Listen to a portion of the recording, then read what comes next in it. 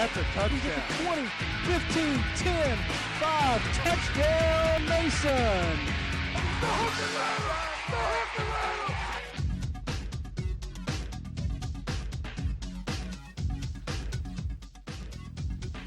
Hello everyone from Kusel Stadium. ICRC-TV Sports is proud to bring you another edition of Friday Night Football. Tonight, the Batavia Bulldogs have made the short trip into Kusel Stadium to take on the Mariemont Warriors. I'm Glenn Olson, joined by our sideline reporter David Olson, and Frankie Edwards, the three-sport standout athlete from Reading High School, will join me a little bit later from our broadcast position. David, the Batavia Bulldogs, I think, are going to come in with a little bit of a chip on their shoulder, having not beaten Mariemont since 2012. Thanks, Glenn. I completely agree. Last season, the Warriors won 35-24. Rennie. Continuing their winning streak to 3 games against the Bulldogs. And I got a good feeling that Bulldogs senior class is anxious to get a little victory taste over the Warriors. Totally agree. Both of these teams come into this week number 2 contest 1-0 after winning their opening games. Mariemont very well could have gone down to defeat against Oakwood, but with just 7 seconds left, Wally Rennie snatched victory from the jaws of defeat. Yeah, Rennie scored on a rushing touchdown from 13 yards out with just 7 seconds left on the clock. And then Coach decided to call his number again for the 2-point conversion and get the win. The Mariemont won 30-29. And talking with Coach Cummins on the Gridiron Report earlier in the week, he did mention that it was probably one of his favorite moments, one of his most memorable moments in his coaching career, as you could imagine. Now the Bulldogs come in as well. They also won in week number 1 against the tough East Clinton squad. For sure, they won 26-21, but it was a very close game besides that 13-2 third quarter they had. The final score, 26-21. It's going to be interesting to watch the Mariemont run defense tonight. Batavia racked up pretty significant yards on the ground. Yeah, week 1, Batavia had 394 total yards, and 342 of them came from the ground. Conversely, Oakwood had 244 rushing yards against the Mariemont defense last week. A key to Mariemont winning tonight will be stopping that tough run offense. Okay, David, let's now take a look at our players to watch in tonight's contest. First spotlight player is number 18 for Mariemont, Hayden Seeger. Hayden, a senior tight end, linebacker, and punter. Excuse me. Hayden hopes to play college baseball. Last week with 4 receptions, 50 yards, and 1 touchdown. Also pressed into the kicking duties and was 1 for 1 on the extra attempt last week. He also serves as punter, as I mentioned, had 125 yards punting last week.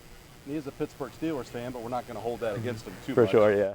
We'll also be keeping an eye on Ryan Fields, number 5, who apparently has pretty good wheels. Yeah, he seems like he's an all-around athlete, plays both ways. He plays running back, defensive back, kick returner, punt returner.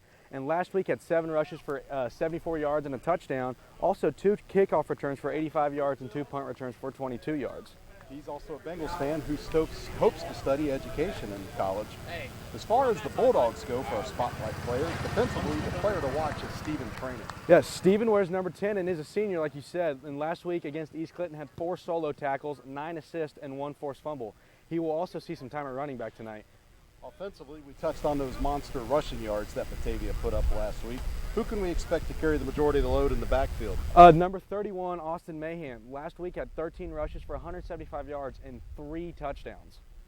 I'm sure Warriors defensive coordinator Jared Rode will be keeping a very close eye on Mayhem tonight. Now let's take a look at our starters for tonight's game. First for head coach Matt Lester of Batavia and the Batavia Bulldogs wing T offense. They're going to be led at quarterback by junior Will Skaggs. We talked a little bit about Austin Mayhem, the junior running back. Also, some other running backs in this wing T offense. Running back Brandon Brookbank and Stephen Trainer, who we mentioned as well. Yes, sir. And then on the defense, the Bulldogs will be playing a 3-5-3. And we're going to be looking at Blake Albright, Skylar Morgan, and then our linebacker Will Skaggs, who are just planning to stop that Warrior offense tonight. And based on the information we're provided, it looks like we're going to be seeing a lot of the Bulldogs playing both ways tonight. For sure, yes, sir. Now for the home team Mariemont Warriors and Coach Curry Cummins starting offense. We touched on Wally Rennie earlier in his exploits from week 1 against Dayton Oakwood. Be joined in the backfield by junior Alec Vianello, and the wide receiver positions Charlie Zach, Charlie Cowart, and Luke Jacobs. David, how about taking us through that Warriors defense? So Mariemont looks to be playing a 3-4 tonight, and like you said, Charlie Zach and Charlie Cowart will be playing defense along with Hayden Seeger and Jacob Gunner. So we'll be looking for them to make some stops against that tough Batavia offense. So these are two Division IV teams, should be pretty evenly matched, and we're looking forward to seeing how things play out on the field tonight. But before we wrap up our pregame show here, David, how do you think things will play out on the field? Well, it'll be another tough game, like you said, and it has playoff implications already with Week 2 being Division 4, Division 16 or Section 16 teams. I think Batavia will pull this one out 38-35, kicking a field goal at the end to get those seniors a good win to send them off. I agree. I think it's going to be a high-scoring affair with both teams attempting to dictate their will offensively on the ground. I think Batavia may have just a slight edge in this regard, and as much as I like to pull for our ICRC community schools, I think Batavia wins a close one, 30-28. That will do it for our pregame show. We'll have the opening kickoff coming up for you in just a moment.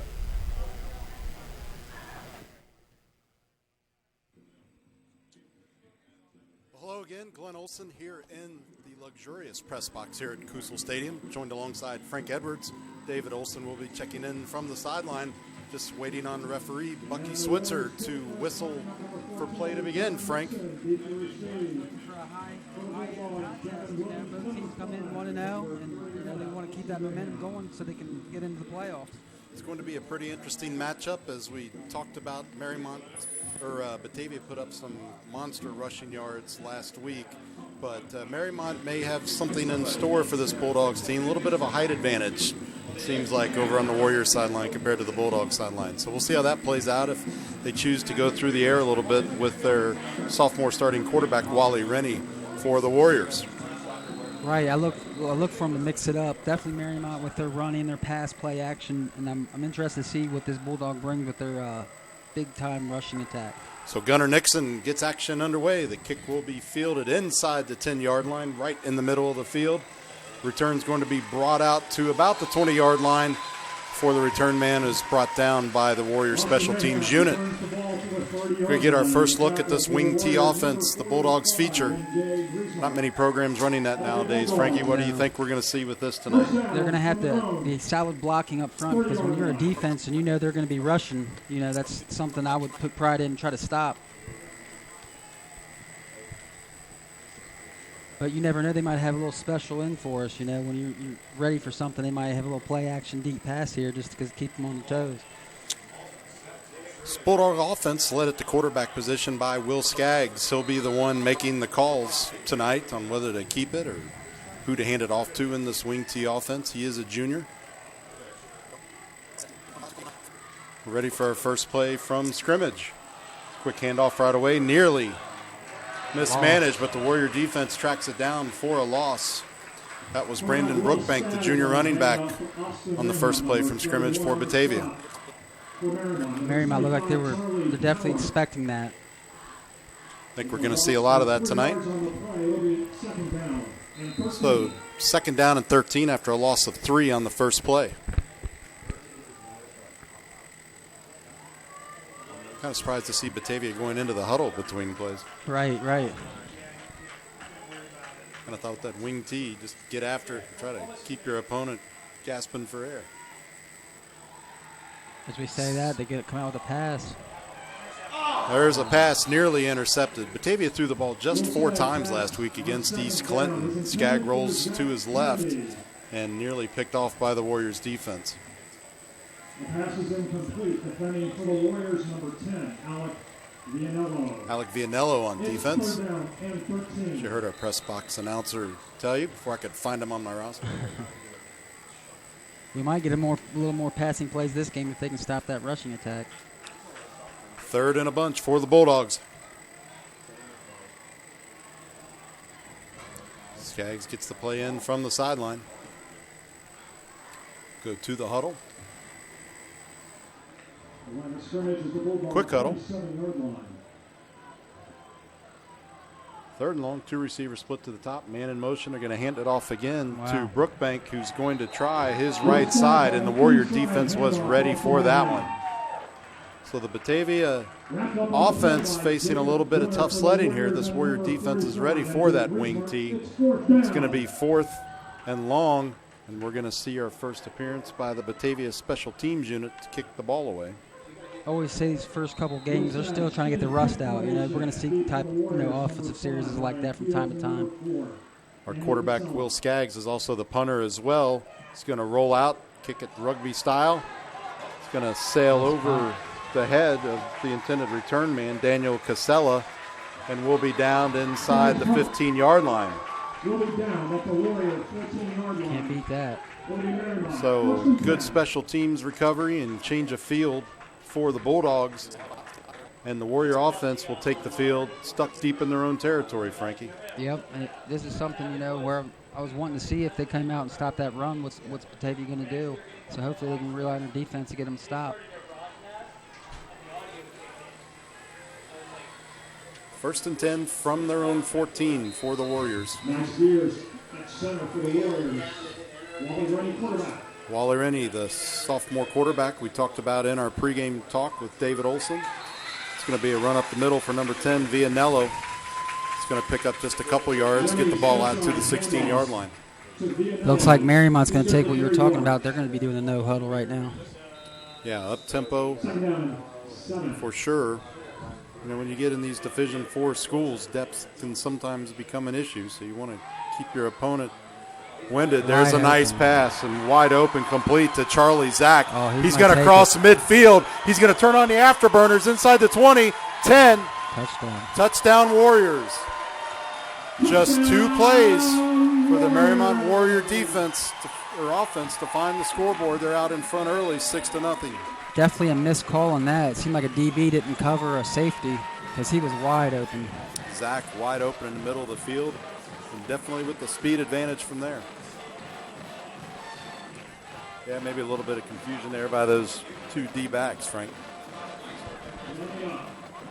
That's something, like you said, when you go to that no huddle, that happens, that drop coverage, especially right after a run. That was a good play call by Mariemont. Williams and Kennedy were in coverage. Maybe the confusion lied there. It's good. Extra point attempt is up and good by Gunnar Nixon. So the Warriors with an early 7-0 lead here, just 9:48 remaining here in the first quarter. Yeah, I don't think the coach could have drew it up any better than that.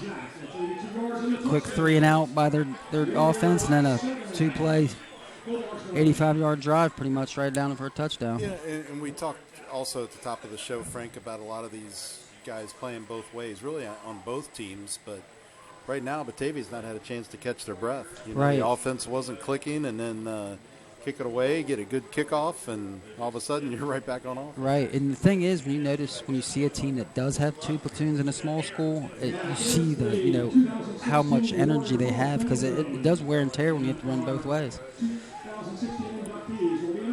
So Batavia looking to get their first win in this mini rivalry since 2012. These seniors have never defeated Mariemont in high school. It's tough sometimes. Sometimes a team has your number, and all you can do is leave it all on the field. So Mayhem deep to receive for the Bulldogs. It's a pretty neat last name, bring the Mayhem. Yeah, it's hoping to bring some mayhem tonight for sure, right? Kick is away, good end over end kick. Fielded inside the 5 and bobbled. He's able to recover and pick it up, but that's going to give Mariemont's special teams coverage time to get down there. May have gotten 5 yards out of it, but that was Mayhem who fielded it, bobbled it, and able to roll out to his right a little bit and pick up 5 yards. Nonetheless, now the Bulldogs will take their turn starting on their own 14-yard line. Yep.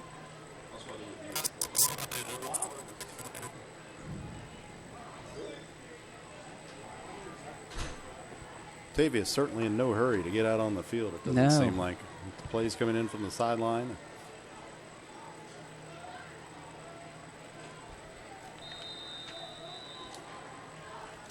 I like what Mariemont's brought in defensive-wise to try to stop this run, because they've known they got to get the outsides, and if they can stop them outsides, it's going to be a long night for Batavia.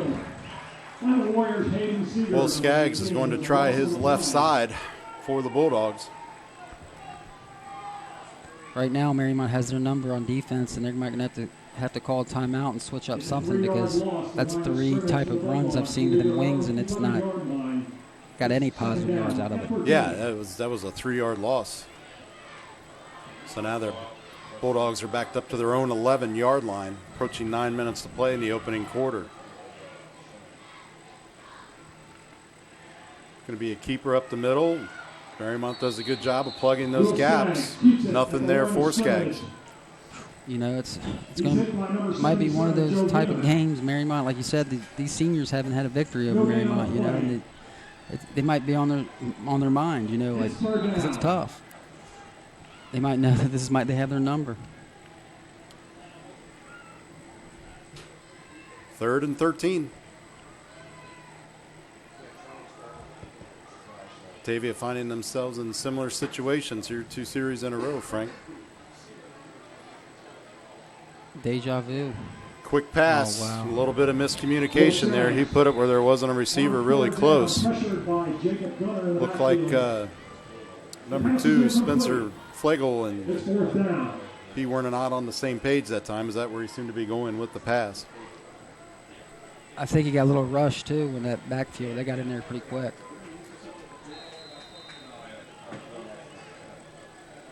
Fourth and 13.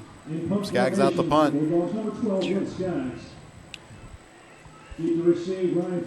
Warriors standing at about Bulldog 45, but there's a Bulldog bounce that's going to cross over into Mariemont territory and be down at the 44-yard line. So a fortuitous bounce, as they say, Frank. Right. I guess that's the small victories in Batavia right now is their special teams punter's been putting them back a little bit, but Mariemont's been A+ in all categories in their game so far. See what the Warriors have in store on offensive drive number 2, down to 8:08 remaining here in the opening quarter. ICRC-TV's Friday Night Football. It's week 2, but our first broadcast, thanks to the weather delays of last weekend. No weather delays here tonight. Temp in the high 70s, not a cloud hardly anywhere. It's going to be a run on the right side, not quite to midfield, but a nice pickup of 5 yards or so. For a 4-yard gain. So gain of 4. 2nd and 6 for the Warriors. For the Bulldogs, it's 7 down and 6.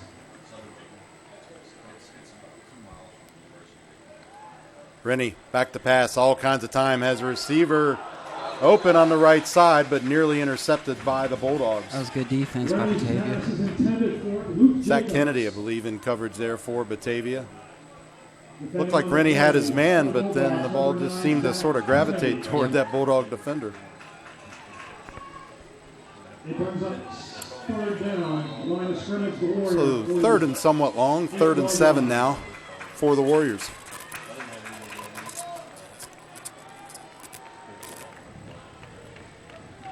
Rennie's going to go back into a shotgun snap.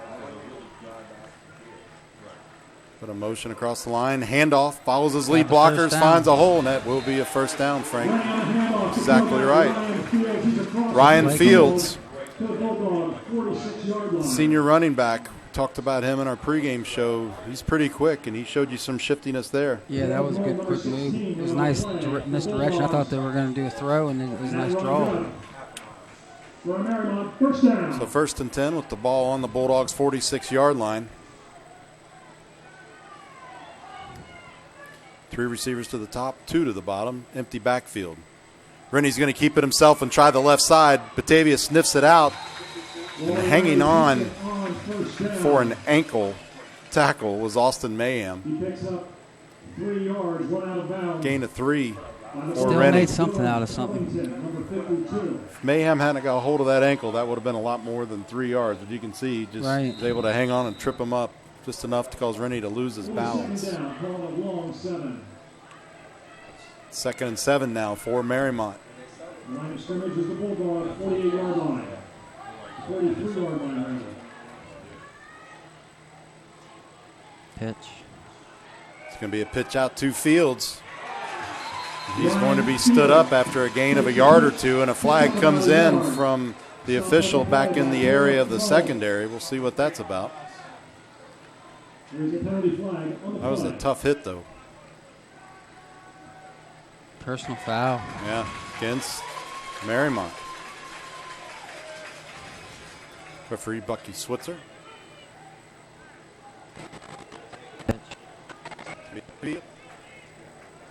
Now the Warriors are going to be backed up to just about where they started.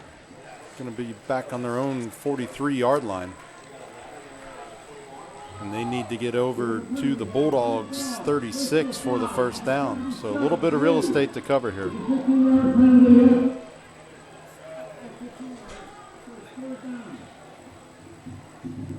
Personal foul. 3rd and 21 after the personal foul penalty called on the Warriors. I'm sure Coach Cummins won't be happy about that. 3 receivers split to the bottom of your screen, 1 to the top, 1 person in the backfield. Rennie with a pass. Uh-oh, that looks like trouble. Threw into double coverage. Yeah, was trying to find Charlie Zach, Frankie. If he looked on the left side over here, he had more one-on-one. I don't know if that's one of his favorite receivers or what, but it was going to be a tough play. Mayhem there in coverage as well. Take a look at it on replay. All kinds of time for Rennie. But just trying to thread the needle there into that good defensive coverage by the Bulldogs. So 4th and 21. Warriors come out in punt formation. Small victory for Batavia. You know, they got something you got to lay their hats on. Spencer Flugel back deep for the Bulldogs to receive. Rush coming in from the top. Kicked away easily. Fair catch called for. And good field position now for the Bulldogs. They're going to start just inside their own 20-yard line. So not the hole they were in last time on offense, Frank. Right. They just need to get something going on offense. It seems like the last 2 drives have been kind of sputtered out. 1st and 10 from their own 19. 6:43 remaining here in the opening quarter. It's Hall of Fame night here at Mariemont. A few individuals will be inducted into the Doc Kuzma Hall of Fame at halftime.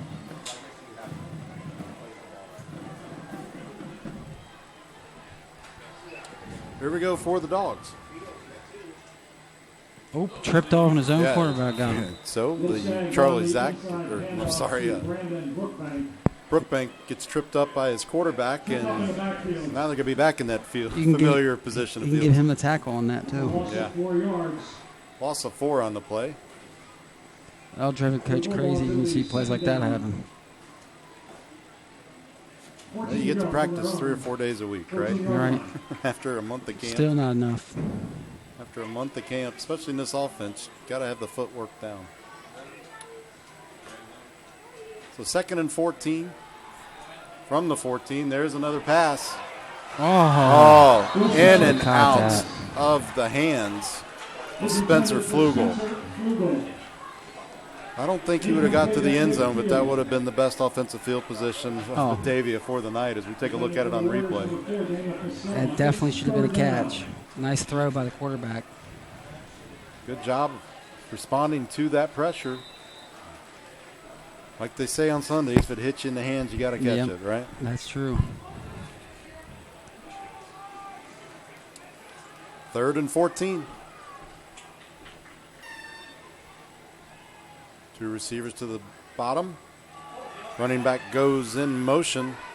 That's Brookbank, forced out of bounds. Batavia's just having a hard time turning in that corner. Yeah, their rushing is negative. I'm going to say negative 10, negative 15 this game. They're going to have to change something up.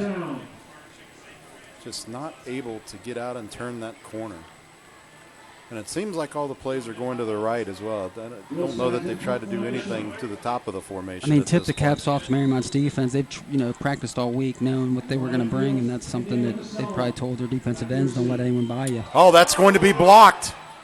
Mariemont's going to take over with outstanding field position inside the Bulldogs' 5-yard line. The 2-man rush from the Warriors gets the job done before Skaggs was able to roll out. He's one of those rollout style kickers. I want to say he slipped too. It was one of those.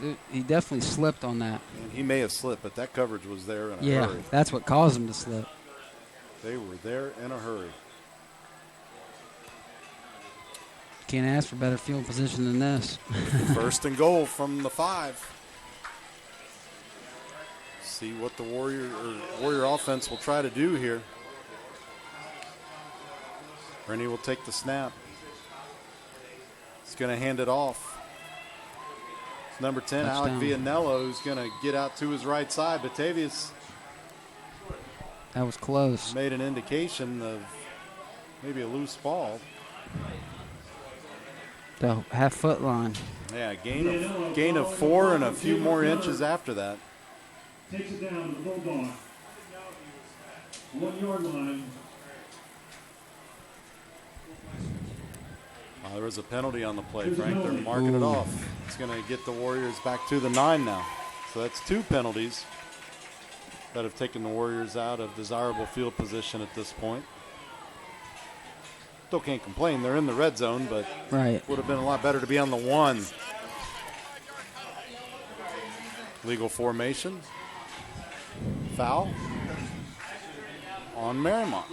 Full start for the Warriors at 5-yard penalty. Still first and goal. So it's first and goal 10-yard line. from the 10 now instead of from the 5. Another rush.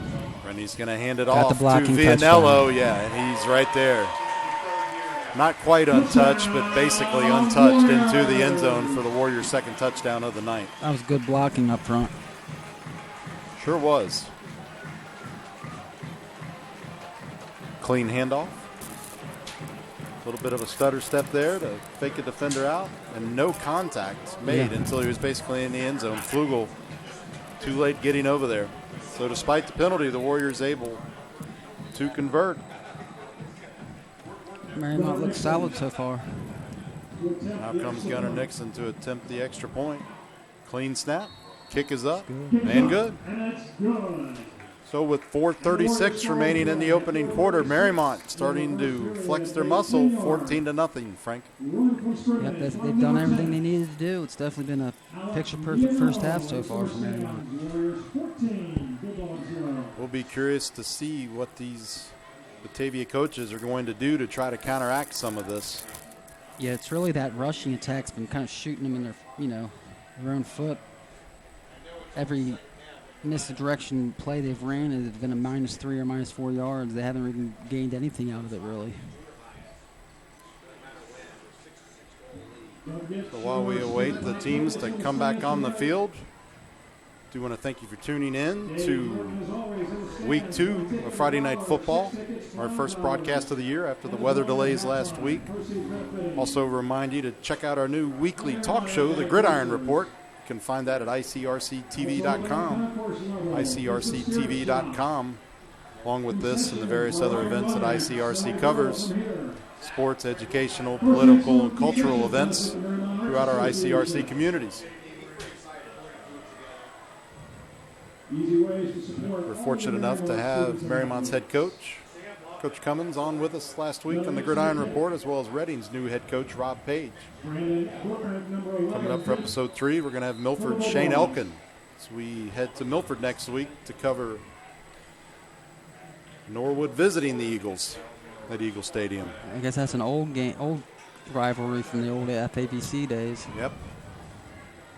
Kick was fielded inside the 5 and brought out to near the 25-yard line. So Batavia's field position improving a little bit. Let's see what kind of tweaks they're able to make on offense.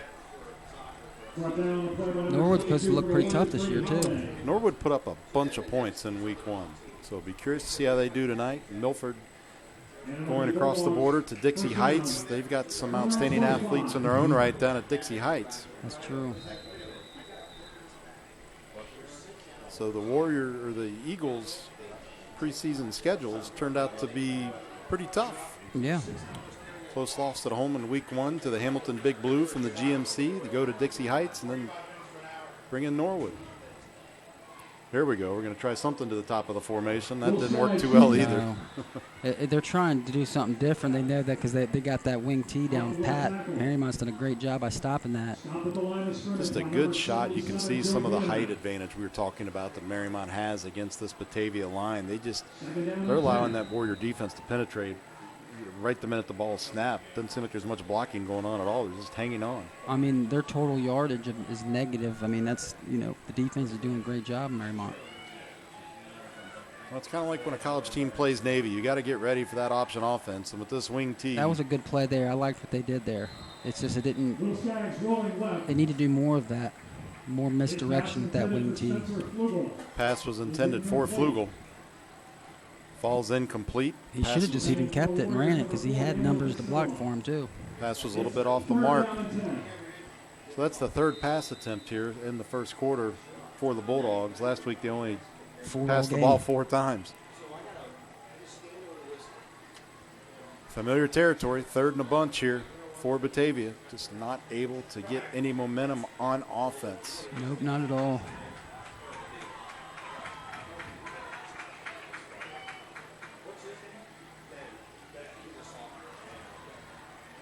See what Skaggs has up his sleeve. He's going to roll out to his right. Look to pass. Here comes pressure in. Gets away from 2 sacks. Still on his feet before finally being tracked down. They're getting hungry back there for sacks now. I mean, that was 3 missed sacks, and they still sacked him. Take a look at the replay. 1 miss, then 2, but he's just... A loss of 6 yards on the play. That'll make it 4th down. So a loss of 6 on the play, 4th and forever now for Batavia. Of course, that punt was blocked last time out. Skaggs in punt formation. How was Patrick Milam able to track down Fields and Casella deep. Batavia? Very nearly blocked again. It will take another Bulldog bounce across midfield into Warrior territory and be down inside the 40 at the 38, we'll call it. So really the only thing going right at this point for Batavia is they're getting good bounces on their punts. Yeah, if the punt gets off. Yeah, if the punt gets off. Exactly right. The offense just seems stuck, can't seem to find anything to catch this Mariemont defense off guard and to try to gain positive yards. And this can roll over into the defense, too. You know, you see that your offense ain't moving. It's tough to stay amped up on defense to try to stop the other team. That's why, it's tough to see, when you ain't moving the ball, because it works both ways. 1st and 10 for the Warriors from their own 38. Man goes in motion, and that is Charlie Zach. Going to get a holding. Zach's going to be brought down as he crosses midfield, but as Frankie said, that's going to be coming back, likely due to a holding penalty. So Mariemont with the problem keeping that laundry off the field tonight.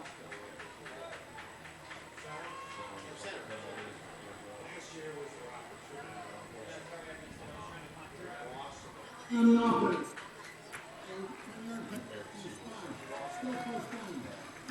guess that's the one thing that Mariemont's going to have to work on next week is limit their penalties. You come in against a good team that can make you pay. That's really the only flaw that we've seen so far is, an unsportsmanlike penalty, a holding, an illegal formation. I mean, other than that, Mariemont's played a great game. Right.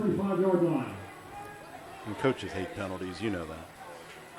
Drives them crazy. There's a pitch out to number 10, Vianello. Tries to turn the corner at the top of your screen. Is going to get back to around the original line of scrimmage, it looks like. Vianello takes the pitch, goes right. Picks up about or to where, not the original line of scrimmage, to where the play started, excuse me. So I'm kind of surprised Mariemont hasn't went back to some of them throws because how open that first one was open. 2nd down and 14. And again, I hate to keep harping on it here in the first quarter, but the height advantage that we talked about as well, they definitely have an edge in that sense. Oh. That's for sure.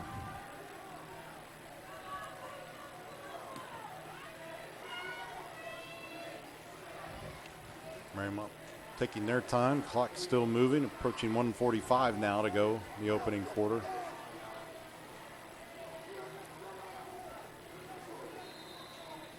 We're going to have a timeout coming. Some miscommunication between the sideline and the offensive unit. Mariemont will take their first timeout of the game with 1:38 remaining here in the opening quarter.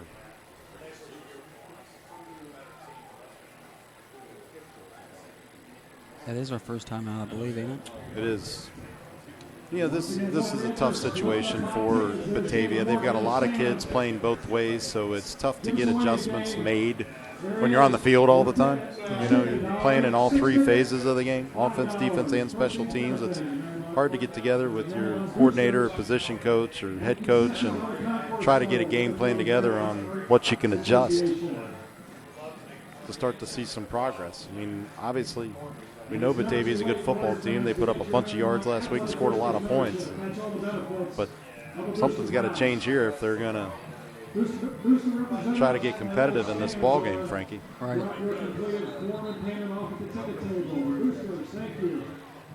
Your support of Mariemont Athletics.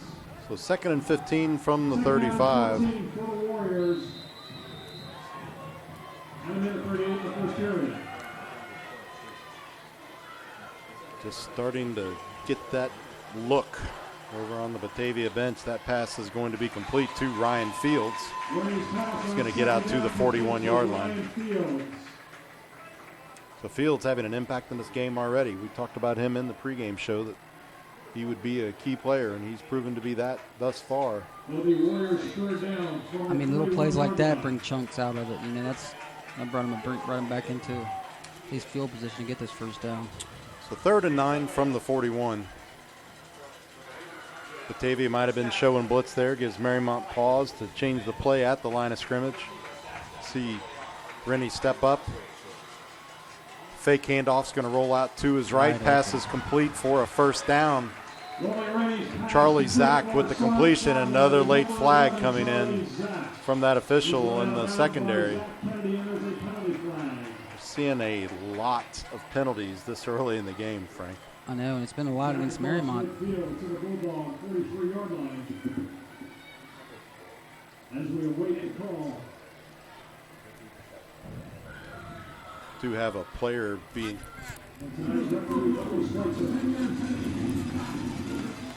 Wow. So another Mariemont penalty. They're starting to add up. All the flags have been against Mariemont. They have. Our sideline reporter David Olson checked in to tell us Skylar Morgan, senior tight end and defensive lineman, getting checked out by the training staff over on the Batavia sideline. They'll make the line of scrimmage, the Warrior 47-yard line. It's 3rd down and a long 2.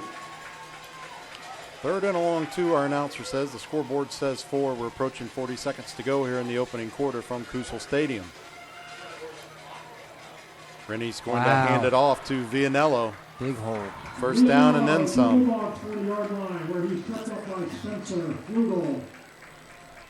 So everything that Mariemont gives up, they seem to get back on the next play. And that 15-yard run, good. A 15-yard run gives the Warriors a first down. Should be end of the quarter, I believe. Nope, 32 seconds. Oh, wow. Guess they stopped the clock to move the chains. 1st and 10, approaching 20 seconds to play in the opening quarter. Rennie taking his time. This will definitely be the last play from scrimmage, barring a penalty of the first quarter. There's a handoff. Nice cut back up the middle by Vianello. It's going to be a gain of around 7 or so. And 1 quarter in, officially now, as we hit double zeros on the scoreboard and on the game clock on your screen. It's the host team, Mariemont Warriors, 14, the Batavia Bulldogs, nothing. Let's send it down to David Olson. Thanks, guys. Thanks, guys. As you were saying, the Mariemont size is just too big for them. The Mariemont size is just too big. Having the dreaded technical difficulty with the wireless mic. Check. Like you guys said, that Mariemont size is absolutely killing Batavia. Batavia can't find the edge, and Mariemont's penalties are holding them back. But I think Batavia will try to make some adjustments, but they're not really making any adjustments with most guys on Batavia's offense playing defense as well. Back up to you guys in the booth. Thanks, David. We'll keep an eye out down there to see if we find Batavia finding a way to make some adjustments. Because if not, it's going to be a long night and a long trip back to Batavia, the county seat for the Bulldogs. I mean, they're going to have to stop the bleeding now because Mariemont smells blood for another end zone touchdown. You put up 21-0, you know what it is in these new high school games. If it gets up to over 30, they can start that clock in the second half. And, you know, Coach Cummins wants to see this team get a lot of repetitions. Sophomore quarterback Wally Rennie, he's a tremendous athlete, doing a fantastic job, but nothing beats live game reps, and you don't want a game to get out of hand and have to put in your backups. So there's a pitch out to Fields, goes to the bottom of your screen to his right side. It's like another first down, close to it. Yep, it is. Yep, chains start moving, and the other side of the field, fresh set of downs for the Warriors. Now from the 28-yard line of the Bulldogs for this Warrior offense. Two receivers split to the top and bottom. Fields in the backfield with Rennie. All the time in the world. Nice throw. Pass is complete to Charlie Zach over on the left side. Going to be a yard or shy two of a first down, but that was a really nice play. Everything's clicking for this Mariemont offense. Take a look here on the replay. No pressure at all. Not a green jersey even in the shot. I mean, he has all day. You're right. Well, even the rushing, they haven't really get to stop the rushing either, because the rushing's been clicking too. Let's pick your poison right now with Mariemont. Yeah, gain of 2 on the play, or gain of 8 on the play. 2nd and 2 now for the Warriors.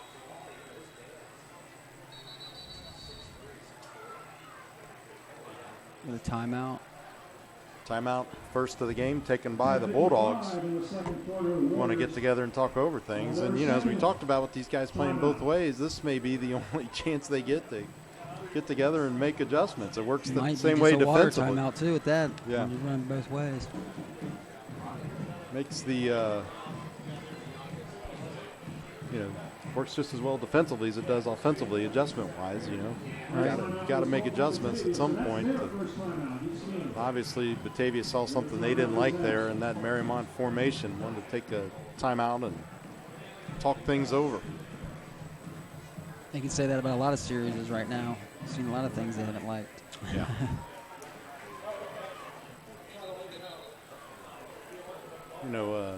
Batavia, as we've talked about, really wants to get a win in this series, and thought this might be the year to do it. Reading some things published preseason preview-wise about the Bulldogs, seemed to have a good offseason. They were getting better. Coach seemed to be happy with the effort. Coaches always want to see more. Right.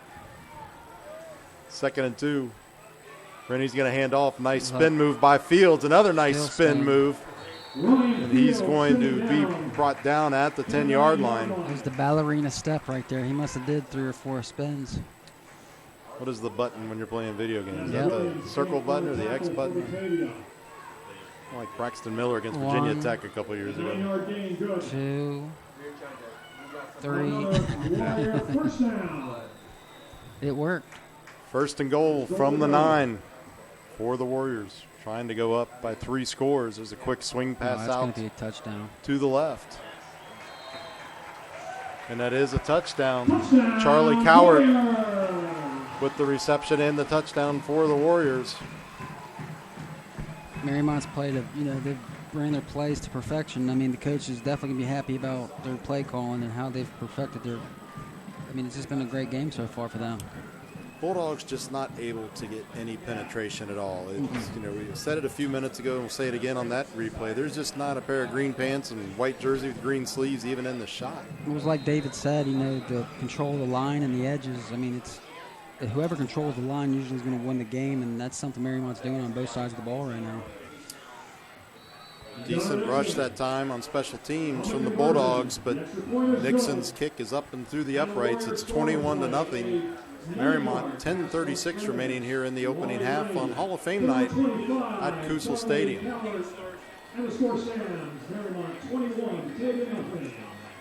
Take another look at the touchdown. See, 5 yards from the end zone before you see the first Batavia defender in the shot. I mean, I was calling the touchdown before he was even pretty much in the end zone. So give credit to this Mariemont Warriors coaching staff led by Coach Curry Cummins. They came ready to play tonight. Brought their A game for sure. Executing their game plan to perfection. No doubt about that. Other than the penalties, Coach Cummins is going to like a lot of what he's going to see on this game film. Well, that's one thing, too, with the CHL. There's a lot of parity, and they know each week's going to be a tough week. And, you know, with Indian Hill and Reading, both what years they had last year, you know, Mariemont's ready to step their game up to bring that up to that level of Reading and Indian Hill. CHL is always a wild card situation. You just never know who's going to rise to the top. That's true. Indian Hill's looking very strong right now, as always, but you know, Mariemont comes in ranked in the Division 4 poll as well. How they look right now, I could see them being a top team. I mean, they played Indian Hill a tough game last year. Mariemont comes in ranked number 6th in the Inquirer's Division 4 poll, Cincinnati.com, the outstanding prep section there. Batavia comes in at number 12 in that poll, just a couple votes.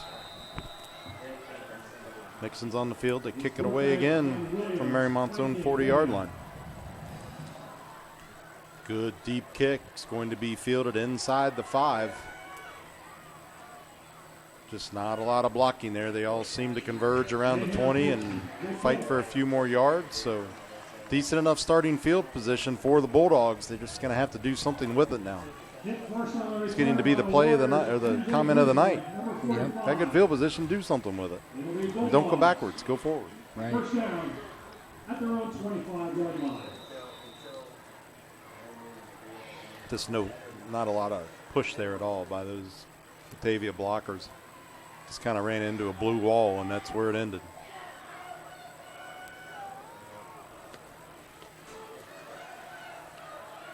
So we'll see what the junior quarterback Skaggs and his Bulldogs teammates can try to put together here.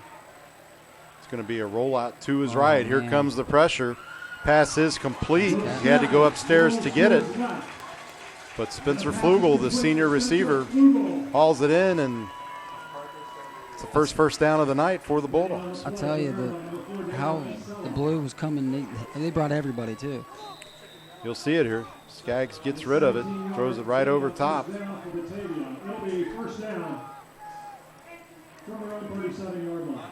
if it wasn't for Daniel Casella being there, could have been a bigger gain for the Bulldogs. Fresh set of downs from their own 37-yard line. I believe that's their first down of the night, too. It is. Honestly, it's one of their first offensive plays to get positive yards. Right. It's going to be a handoff, and they're going to give it right back. Will Skaggs on the handoff, Austin Mayhem. Austin Mayhem comes up limping. They can't afford to lose him. He's a contributor in all 3 phases of the game. The clock will stop before an injury timeout. Training staff will come out to take a look at Austin, but yeah, that's something you don't want to see if you're the Batavia coaching staff and fans right now, because Mayhem is a contributor on offense, defense, and special teams. That is true. One of the top contributors, let's say. It's not all these, we again beating the dead horse. These guys are playing both ways, but Mayhem, one of the top contributors. Some kind of lower leg issue it appeared to be, the way he was limping and hopping around.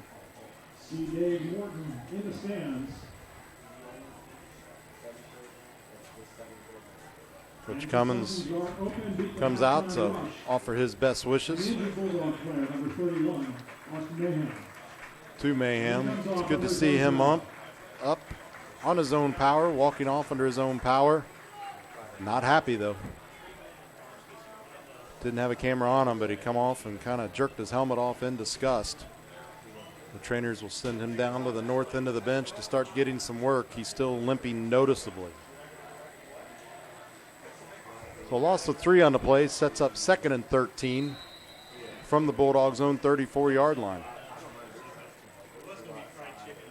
It is a beautiful night, for sure, for football. Great night for football.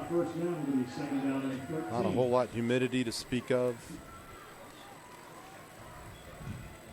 Perfect night. Skaggs is going to roll out to his right. Here comes the pressure. He's able to slide away from it, and he'll throw it away. But excellent defensive pressure was being applied by Joe Vieneman, the senior defensive lineman. He's a big dude. Yeah, he comes in there quick, too, doesn't he? He is a big boy, big young man. Wouldn't want to see that coming at me if I'm a quarterback. I'll tell you what, Mariemont has a lot of height, too, in all their positions. That's something you spotted on at the beginning of the game. Yeah, I mean, look at just look at them when they, as they approach the line before they get set. It's just extremely noticeable, the difference in height between the two teams.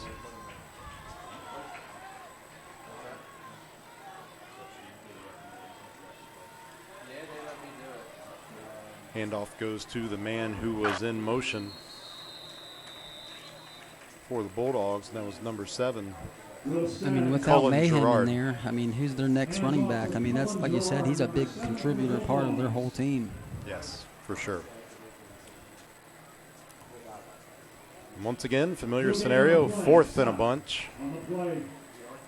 And this Batavia offensive line has not had very good luck slowing down this relentless Mariemont rush. If anything, Mariemont needs to work on is this punt, their punt return. Casella and Fields deep. There's a penalty. Will be on Batavia. 12 men on the field. 5-yard penalty. He comes in clear. You heard Bucky Switzer say 12 men on the field. Maybe some confusion due to Mayhem's injury on who's supposed to be out there and who's not. I bet you nailed it on it right there. 4th and 13. Actually longer than that, I believe, after that penalty. High snap. Ooh. Here comes the rush. Nearly blocked by Cowart. It's going to take a Warrior bounce forward, though. Mariemont's going to have extremely good field position, 1st and 10 from around their own 46-yard line, Frankie. Yeah, this is, this is when they have to put up something here and try to stop them, because you don't want to get this deep in the game and have this, this type of the deficit to come back from. It's already at that point where it's, too much to go, and it's just they'll just keep on hammering back at them.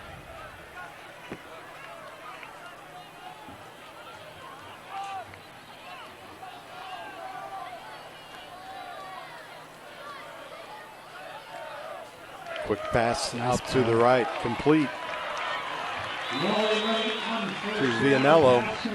A lot of missed tackles, looks like a lot of tired players. So over into Bulldog territory quickly. With flare pass right. 1 missed tackle, 2, 3. Well, that got him there, but after 15 yards, it's tough to. How many missed tackles can you give up? And the problem is you miss a tackle, and then you've got to count the 1 Mississippi, 2 Mississippi before somebody comes to help. Pick up a lot of yards in the process. Rennie's going to keep it himself, and he is just slightly tripped up in the backfield by Trainer, who we thought would be a defensive force tonight. That's really the first time we've had a chance to call his name. If he didn't slip up there, he was going to be running for a while, too. Well, Trainer got him by the ankle. Just enough to cause him to lose his balance. Under 8 minutes to go now here in the opening half. 21-0 Mariemont and driving. 2nd and 8 from the Bulldog 38-yard line. Fields is going to get the ball and go to his left side. Look at him. He is extremely quick. He is very nice quick. cut and able to get up for another Warrior first down. With him being that quick and these missed tackles with them tired players out there, it's coming back to. He hits the holes really quick. Pretty much prances through the holes, don't he? After he had made that cut, he picked up another 6 or 7 yards on his tiptoes. Like I said, their passing and their rushing game has been on point tonight. 1st and 10 from the Batavia 28. Man in motion, that is Fields. He'll get it again. Going to try the right side. Gets inside the 20-yard line before he's brought down at the 19-yard line. Caleb Mall. He gained about 9 yards, but he ran about 30. Yeah. Yeah, came from the top of the formation all the way to the bottom, as you saw there on the replay.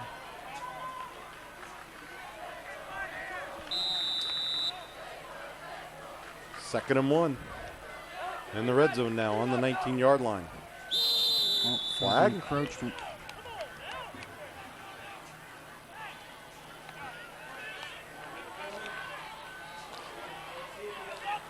Well, Batavia's got to quit giving away field On the position. defense, 5-yard penalty. Got to quit giving away the field position, whether it's your offense not being effective and going backwards or giving up penalty yards. They're not doing themselves any favors here. Rennie with Fields in the backfield. Fields gets his number called. Tried that spin move again. The ball comes out loose. Batavia picks it up. It is recovered by the Bulldogs. So Fields, after having a good start to the game, gives one up there. And another injured Bulldog on the play. It's Caleb Mall.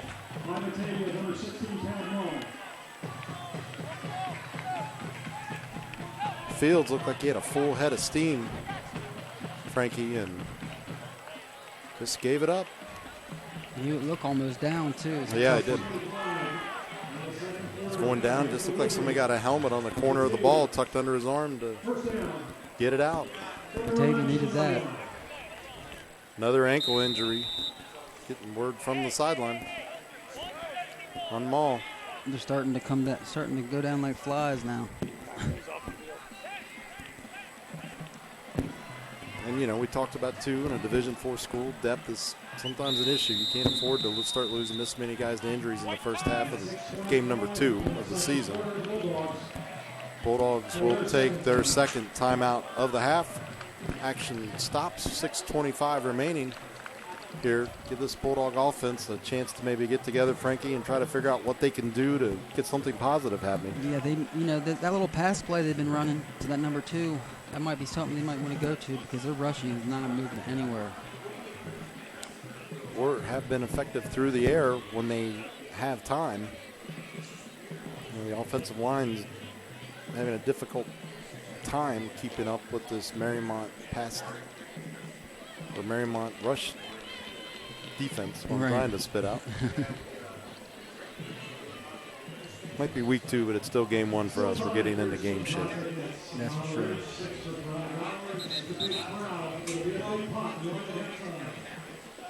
Both teams come back out onto the field after spending time with their respective coaching staffs. 6:25 to go here in the opening half.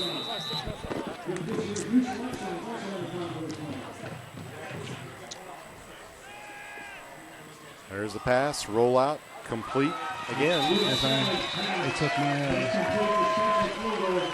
I said to go to the number 2, and looks like they took my advice. Yeah, Flugel's about the only thing happening in a positive manner for Batavia tonight.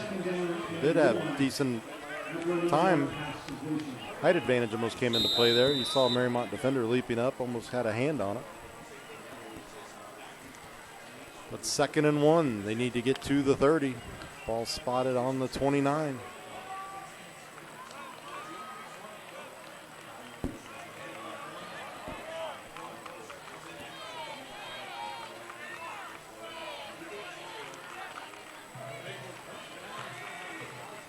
Not happening. It's going to be a keeper by Skaggs after a little misdirection. Fake handoff, and Mariemont sniffed it out beautifully. That really hurt him there. Looked like he was going to go to his left and going to his right. And he had time to catch it, and that was about it. Yeah. Well, time to do that little stutter step, and then by the time he broke to the right, there was a Mariemont defender on top of him. Clock is rolling now, approaching 5:40 to play here in the opening half. Friday Night Football with ICRC-TV. Glenn Olson alongside Frank Edwards. David Olson on the sideline.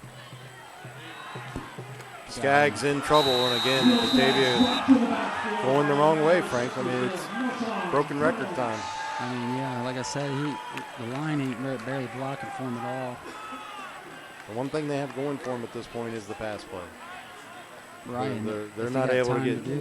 They're not able to get anything going on the ground at all.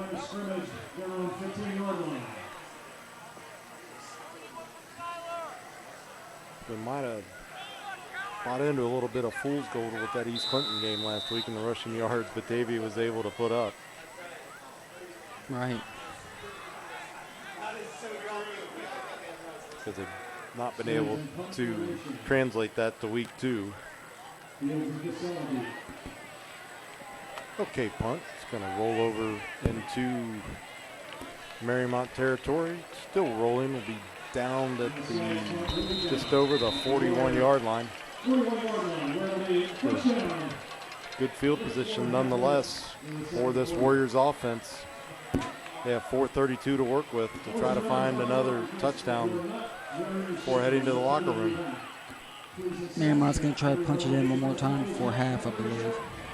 I think you would be correct. I don't know if they're going to punch it in, if they're going to do it quickly, though.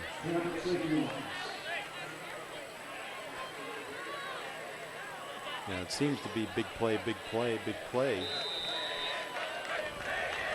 It might be here. Yeah. Rennie back to pass. No pass rush at all. Pass nearly complete, nearly intercepted all at the same time. That's all of it, yeah. Should have been a catch, interception, or something. Charlie Zach has it come off his hands. A couple of Bulldog defenders were in the area, but nobody seemed to want to hang on to the football. If I'm the quarterback, I'm saying he should have caught that. No rush at all. Yeah, that should definitely be a catch. The clock stops after the incompletion with 4:25 remaining in the second quarter. 2nd and 10 for the Warriors.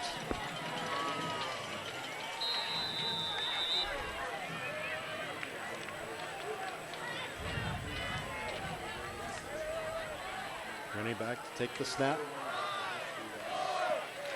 Not touched. Vianello with the long run before being forced out of bounds inside the 30-yard line. They're going to mark him out at the 29-yard line. But a flag back, back around midfield. When you're the running back, you're like, what? Another one? Well, it's funny. We were just talking about the big yards. Black in the back on the offense. One of the receivers on the outside. 10-yard penalty from the flag. So 10-yard penalty from where the foul occurred. Still going to hurt. They will back the Warriors offense up to their own 39-yard line. It's a 30-yard penalty, you know, when you had it up that far. Well, as I said a minute ago, we had kind of talked about the big chunks of yards, and they got a big chunk of yards there, and they had to give it all back to a penalty. There's one thing Batavia's winning in is the flag battle, because Mariemont's definitely had their fair share of big penalties this first half. Well, and it's not going to be enough there, unfortunately. They have to find a way to sustain some yards on offense. Pass will fall incomplete. Was intended out for Charlie Zach. Incomplete at the 41-yard line. It'll be 3rd down and 12. So 3rd and 12. Clock stops at 4:12.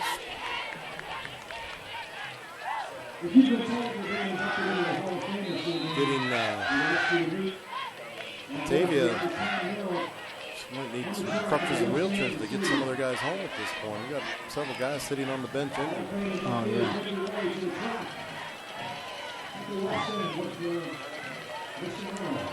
Here we go, 3rd and 12 for the Warriors.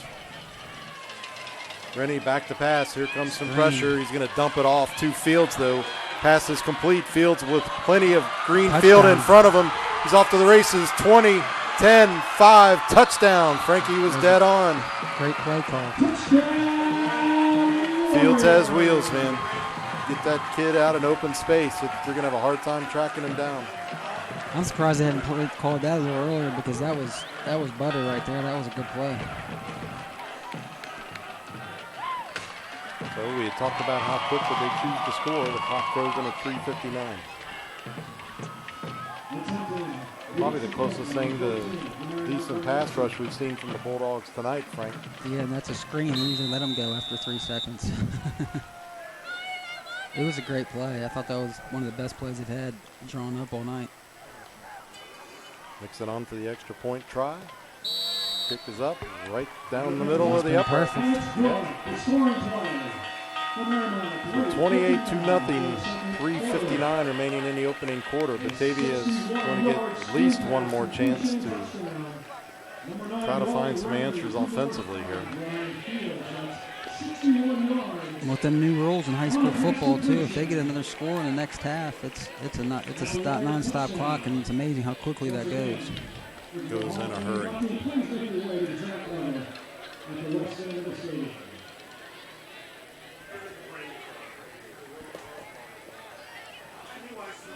Mariemont special teams unit getting together and talking about it over there. Batavia trying to get pumped up by their coaching staff in front of their bench as well. Just really surprised. As I alluded to a moment ago, I thought with the rushing yards Batavia had last week, they were going to be competitive in this game, but it's not turned out to be the case. They tried to set that point, that the rushing attack, but they seen that Mariemont had that covered on multiple occasions. Well, I guess to make an offense, any offense work, you've got to have good blocking, but especially a wing T where there's a lot of moving parts and pieces. You've got to be able to get out into space and spring a guy for a block, right? Right, definitely. He controls the whole game, that line up front. Nixon to kick it off yet again.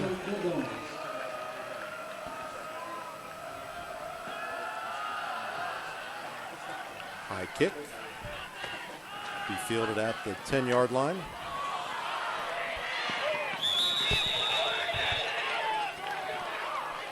It's Devin Williams, sophomore.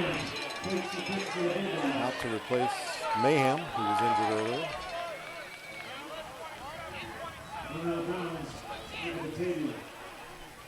So the 27-yard line will be the starting point for the Bulldogs. Plenty of time with which to work. Just got to find a way to get downfield and make some blocks and try to pick up positive yards.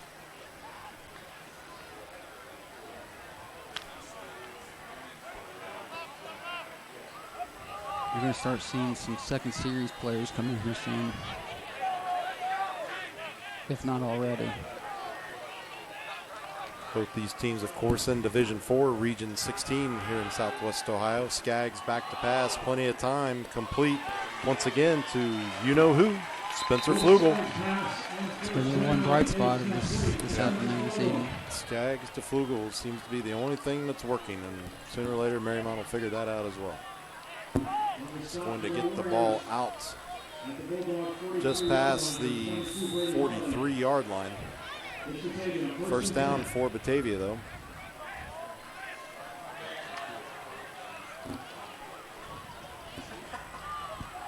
Clock approaching 3:30 to play now here in the opening half. From Mariemont, ICRC Friday Night Football. Skaggs back to pass. Here comes the pressure. He tries to step up from it and gets tripped up, so it's going to be a loss of about 10 yards. It's a big one. You know, I think the twist the old saying, it's been one step forward, two steps back. Yeah, that's get a nice completion, and then you give it back and then some. Loss of 9 on the play officially.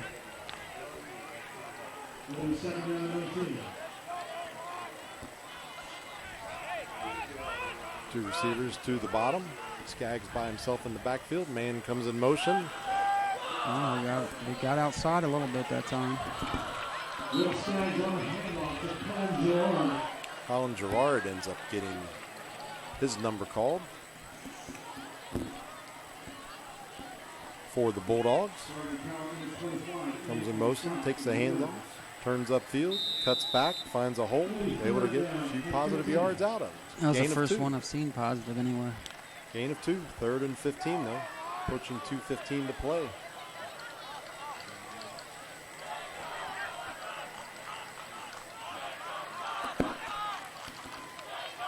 Mariemont shows blitz. Here it comes from the backside. Somehow that pass was completed to Brandon Brookbank, but Skaggs took a whale of a hit in that offensive backfield by Vianello. I mean, you can see it right here. He doesn't see it's a blind side. Boom. Mariemont takes their second time out of the half. Ooh, they're going to try to get him a rush in touchdown, huh? Have to be pretty quick. The 4th and 12 will be on the way for the Bulldogs after the timeout. I think Mariemont wants a chance to get that pass rush together again, or that special teams rush together. They've been close one block already tonight. They've been close every time. But they haven't had a clean return, if you notice. That's the one thing they have to work on, is their approach of trying to get a solid return. Clock stopped at 1:50 to play. After the Mariemont timeout, Mariemont's back out on the field, ready to go. The Bulldogs still in their huddle on the sideline near the South 30.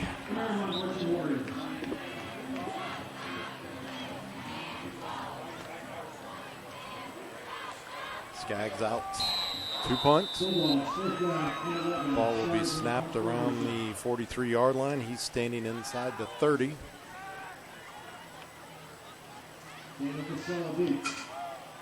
Good punt. Rolls end over end. And will roll out of bounds at Mariemont's own 35-yard line. Got a minute 40 to work with. Plenty of time for this Warrior offense, who's proven against this Bulldogs defense are capable of striking very quickly. That is true. There's been a couple of them that's been very quickly. Warriors 1st and 10. Minute 40 and a half. And the Hall of Fame inductees coming out at halftime.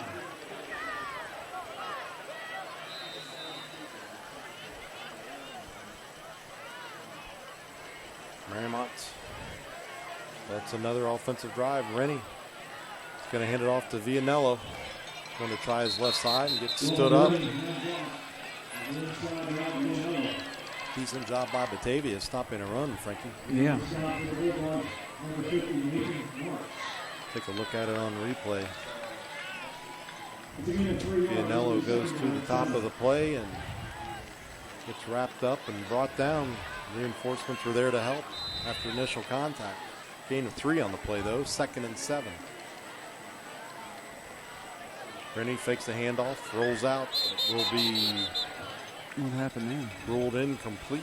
Going to say it hit the ground. It's looking for Luke Jacobs to the bottom of your screen. Or his knee was down? That's what it was. Pass complete, knee down. So 3rd and about 1. Rennie goes under center instead of in the pistol or shotgun, keeps it himself as he scampers out to the left side. Now you're definitely in your hurry-up offense. Try to get you a field goal in. Just under 40 seconds remaining here in the opening half of play.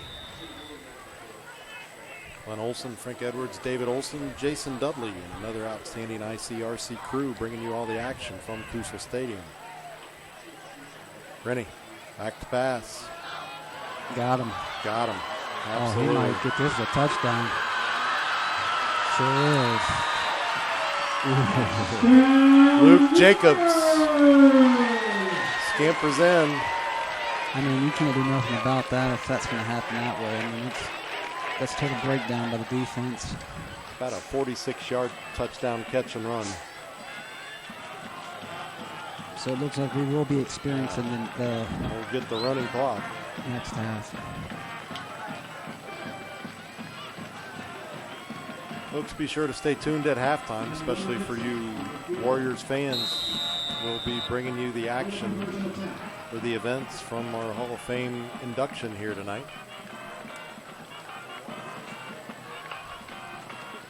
Clean snap, another beautiful kick by Nixon. 35-0 now. Just under 19 seconds remaining in the opening half. See what Batavia likes to do. try to get anything going or call it a half and Might call mercy. head into the locker room and try to figure some things out.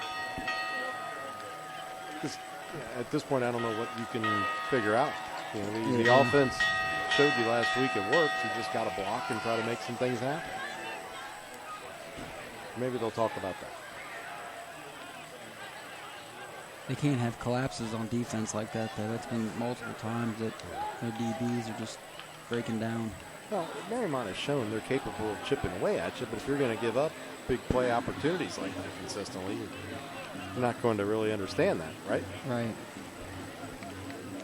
I mean, it's been a couple yards here, a couple yards there, throw in a penalty, and then boom, big strike. Or blown assignment, or can't hang on for a tackle, or just get outran sometimes. And it's streaks at that. It's just pretty much a solid streak down the middle. The first touchdown of the play was that same play, pretty much. I don't know who's missing their play calling or defense, because it just seems like someone's not lining up with the right DB or the right receiver.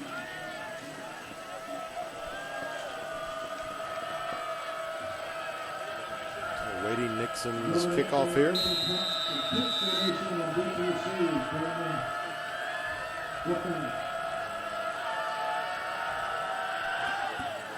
Another high kick.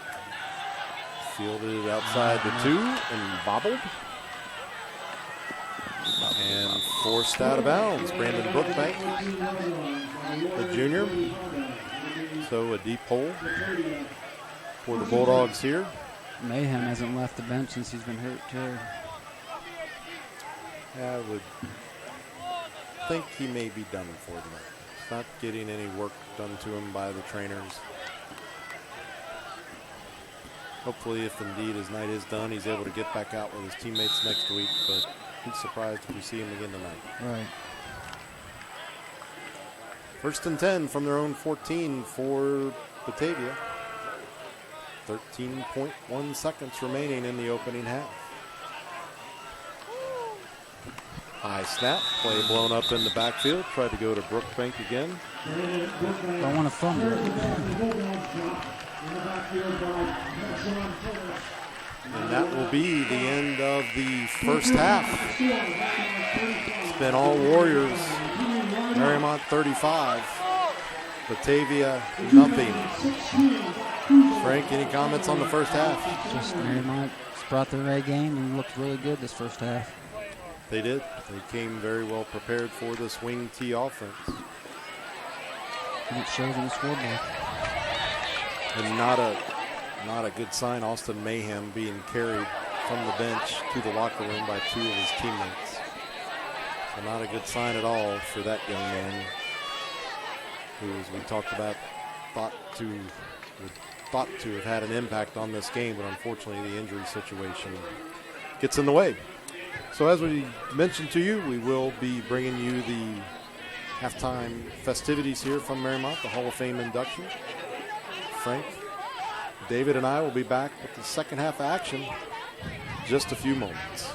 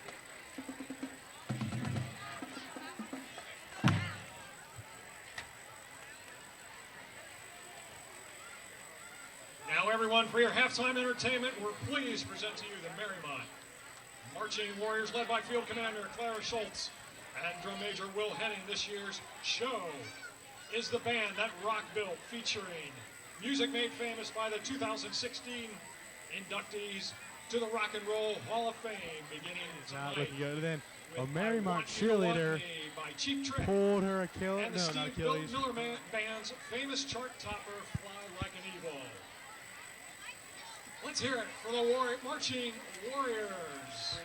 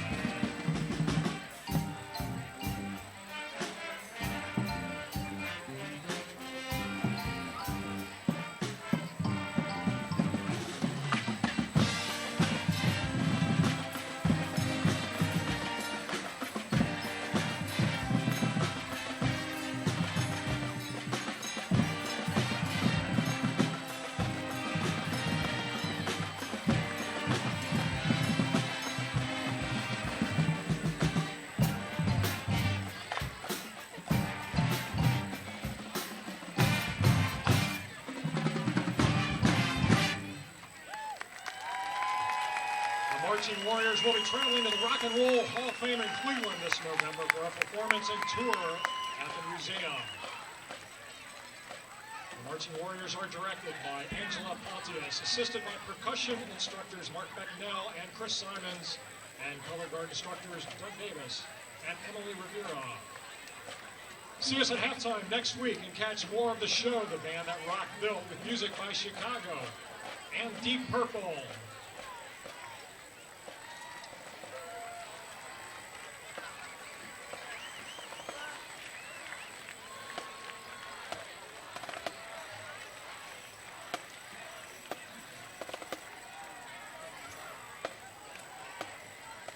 Ladies and gentlemen, it's our greatest pleasure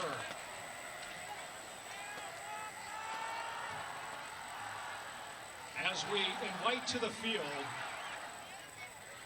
our 2016 class of inductees into the Doc Kuzel Hall of Fame.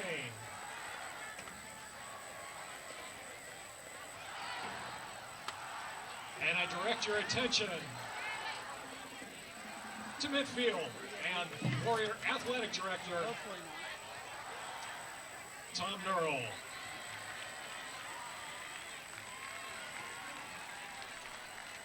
Our first inductee this evening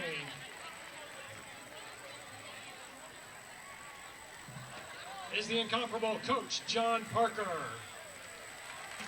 John came to Mariemont High School in the fall of 1980 to teach physical education and to be the defensive coordinator on Coach Tom Crosby's football coaching staff. Little did Coach Parker know that he would still be at Mariemont 16 years later. Coach Parker has filled many roles in his time at Mariemont, including 3 years as head football coach, 14 years as head wrestling coach, 4 years as head track coach, 10 years as assistant track coach, 32 years as assistant football coach. He was the school's first lacrosse coordinator, transportation director, and maintenance supervisor. Under Coach Parker's guidance, the girls' track team won Mariemont's only regional title, defeating Yellow Springs by 1 point.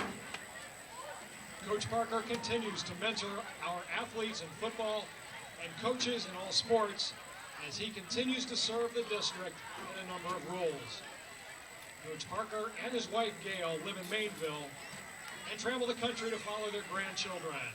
Everyone, please welcome into the Doc Kuzel Hall of Fame, Coach John Parker.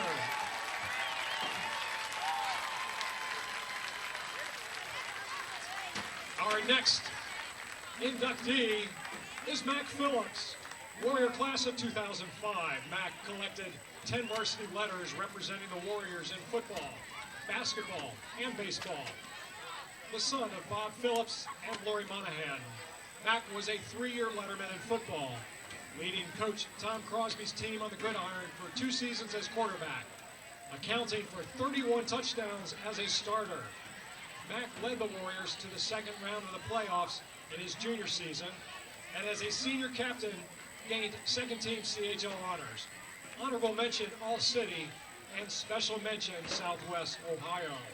In basketball, Phillips was a 2-year starting captain, earning 3 letters overall, leading the team in steals as a junior, and in three-point and free throw percentages as a senior. Mac was second-team CHL and honorable mention All-City and Southwest Ohio. In baseball, Mac earned 4 letters as a varsity starter. He led the team in batting as a sophomore and was selected CHL, honorable mention as a junior. As a senior, Mac was selected first team CHL, honorable mention All-City, collecting over 100 hits in his career while leading the Warriors to the district finals. Mac continued his career at Marietta College for football and finished his studies at the University of Cincinnati.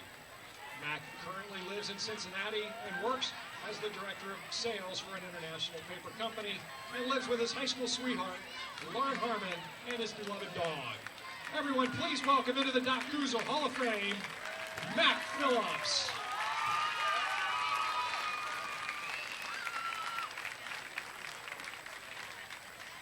Our next inductee, Davis Conway, Warrior class of 2007. Davis collected 9 varsity letters in his career, earning 3 each in football, baseball, and track. Speed was Conway's trademark, racking up plenty of yards, stolen bases, and medals in his 3 sports. In football, Davis filled in as a place kicker as the Warriors returned to the playoffs during his sophomore season. He was a 2-time CHL first-team All-Star, including the CHL Player of the Year in his senior season. As a junior, Conway gained ICRC recognition and was honorable mention All-City and All-Southwest Ohio. As a senior, he was named First Team Southwest Ohio, First Team All-City, and the East-West All-Star Game Player of the Game. In baseball, Davis collected Second Team CHL honors as the Warriors finished the season as district runners-up his junior year, and as a senior, Davis was First Team CHL, and honorable mention All-City and All-Southwest Ohio. In track, Davis was featured in the 100-yard dash and anchored the 220 and 440-yard relays. After graduation, Davis played 2 years of baseball at High Point University before graduating from the University of Cincinnati.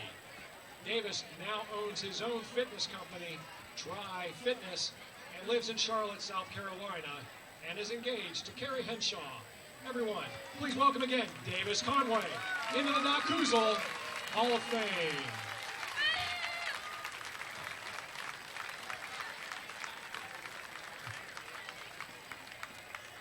our final inductee of the evening is Kelsey Hogan, Warrior class of 2010.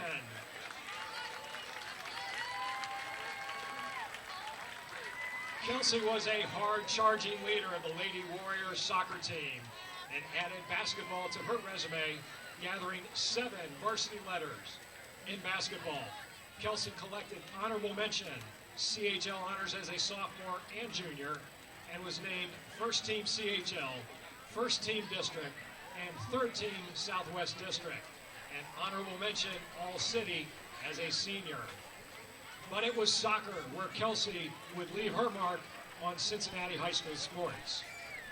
After gathering playing time as a freshman, Kelsey was named first team CHL, first team Southwest Ohio, and honorable mention all city as a sophomore. As a junior, Kelsey was first team CHL, first team Southwest Ohio, first team All Ohio, first team All City, and first team Central Region NSCAA. In her senior season, the accolades continued as Kelsey was named first team CHL, first team Southwest Ohio, first team All Ohio, first team All City, Cincinnati Enquirer D2 Player of the Year, and All-American. Kelsey lives in Cincinnati and coaches soccer at Madeira High School and works with youth basketball players in the Cincy Swish program. Everyone, please welcome Kelsey Hogan into the Dakuza Hall of Fame. And let's have a big round of applause for our class of 2016. Coach John Parker, Mac Phillips, Davis Conway, and Kelsey Hogan.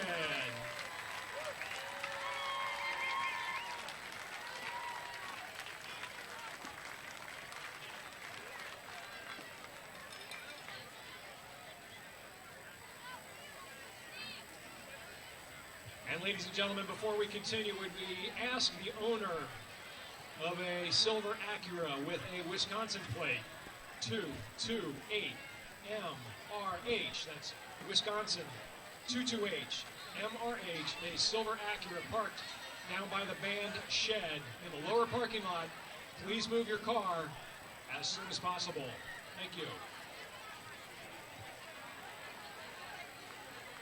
And we now have the winner of this evening's Split the Pot. Total pot is $200. Get your tickets. And the lucky winner, tonight's Split the Pot. If you have ticket number 1241-488, you can claim your prize in the press box. That's 124-1488, $200 in the press box.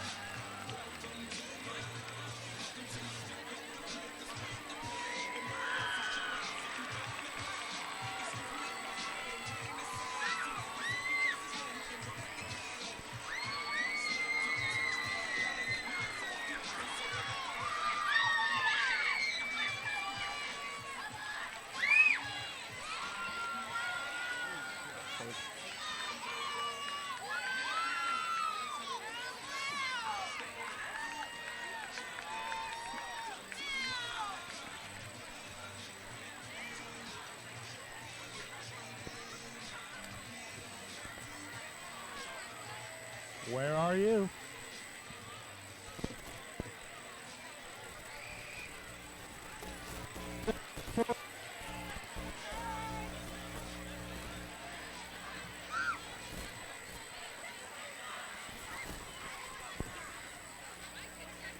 Looks like Batavia's got a new center lining up. It was their right tackle, number 57.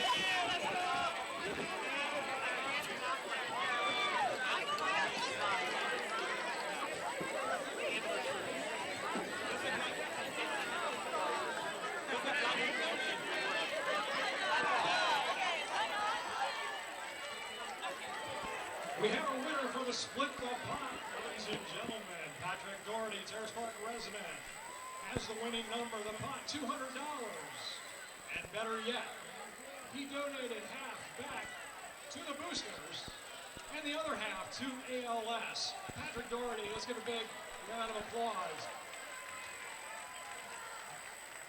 $100 back to the boosters and $100 to ALS. Thank you, Patrick.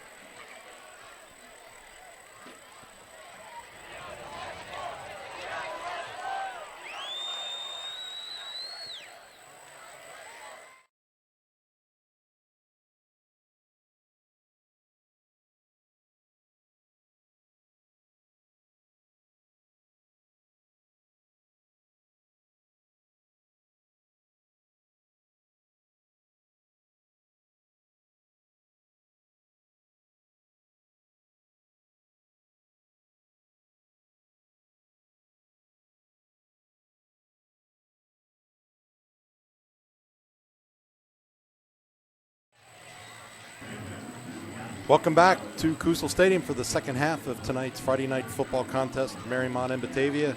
Glenn Olson, Frank Edwards, David Olson. Frank, what's Batavia got to do to try to get back in this football game?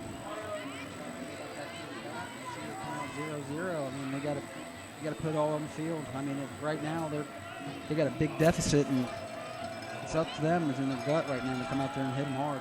Let's check in with David Olson down on the sideline. David. Thanks, Glenn. I'm down here behind the Batavia bench. Batavia seems a little bit more energized, but they're injury prone. Their starting running back is out for the rest of the night, and Mariemont still looks very, very excited to be playing and being up 35-0. Hopefully Batavia can make this somewhat of a game, but who knows. Back up to you guys in the booth. Will Skaggs is ready to get things underway for the second half. with the 35-0 score. We will have a running clock here. Second year, I believe, for this in the OHSAA. Back deep to receive Casella and Fields for the Warriors as they try to get things started here. They'll have the ball first after deferring. Squibbly. Ball fielded pretty cleanly at the 25 by Vianello. He's going to get it out just shy of the 40-yard line. So the consistent story line rings true again for the Warriors. Excellent starting field position. The squibbly, is that what you called it? Yeah, I guess I did call that. The squibbly didn't have the intended effect. Up to the 40. 40-yard line. And the clock will start.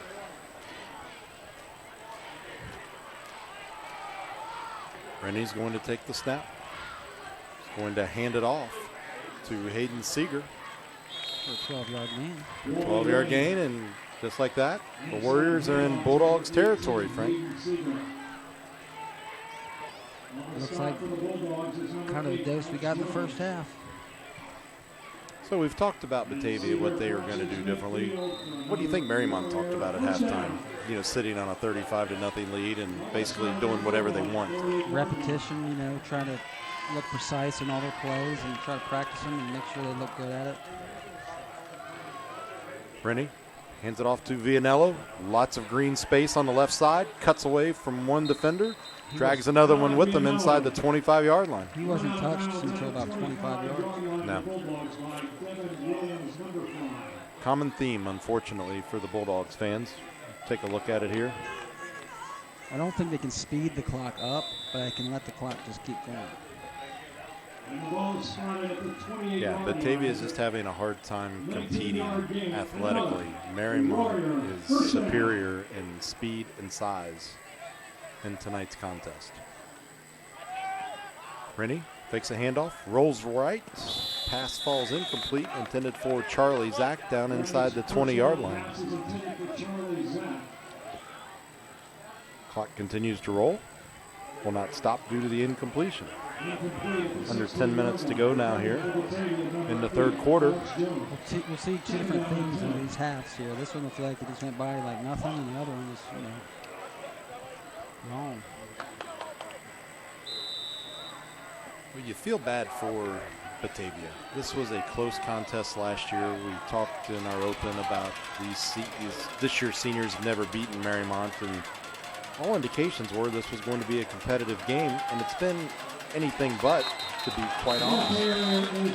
Hayden Seeger is brought down after a gain of a single yard.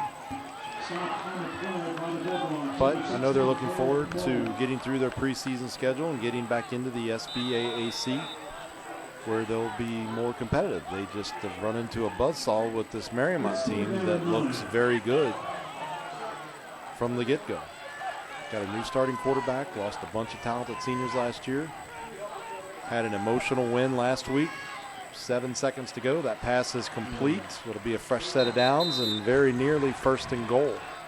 Looks like he's going to mark it just outside the 10-yard line, so it will be first and 10 from the 10.1-yard line. But nonetheless, finish my thought, an emotional win against Dayton Oakwood with 7 seconds left, and they look like a veteran team after one game. Yeah. I mean, sometimes you can build on those, you know, shortcoming close games. Hand off to Fields. Goes straight up the middle. Hangs on to it after the fumble in the first half. On the scoreboard right now is the hashtag Be Better. I don't know how much better Mariemont could get other than cutting down the penalties and the turnover that occurred in the first half. Under 8 minutes now. Hand off to Fields again, who darts his way through traffic but can't quite find that blue end zone. Might get him another first down now. Well, I guess they did call that last one first and goal, First and 10 from the 10.1. It just looked like the referee, the way he had his foot spotted, it was outside the 10. But so now it's 3rd and goal from the 1 yard line. 2 receivers to the bottom, 1 to the top. Fields in the backfield with Rennie. Fields gets his number called again, plows into the end zone, and his feet were on the blue stuff before anyone ever made contact. 41-0 in favor of the home team, Mariemont Warriors. Where you can see Fields. Yeah, nobody wasn't touched till he was already in the blue. Yeah. They just unfortunate is all I can say for Batavia. I think they're capable of performing better, and they just ran into a very good Mariemont team tonight. Nixon out for the point after kick.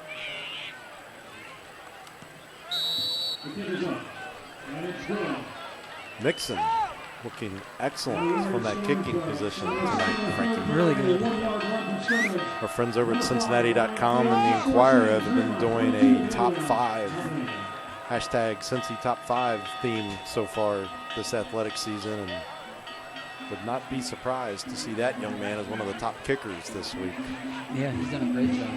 Had great kickoffs, extra points have been fantastic. No field goal tries. Don't need to when you're scoring touchdowns. That's true. Well, the clock does stop for the change of possession. It's frozen at 7:07. Both teams still huddled up on the sideline.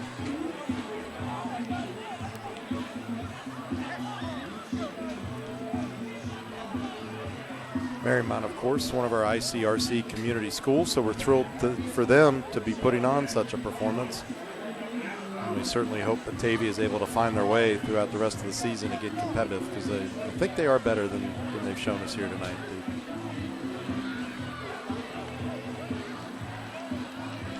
So we did have a chance to check in with the stats crew here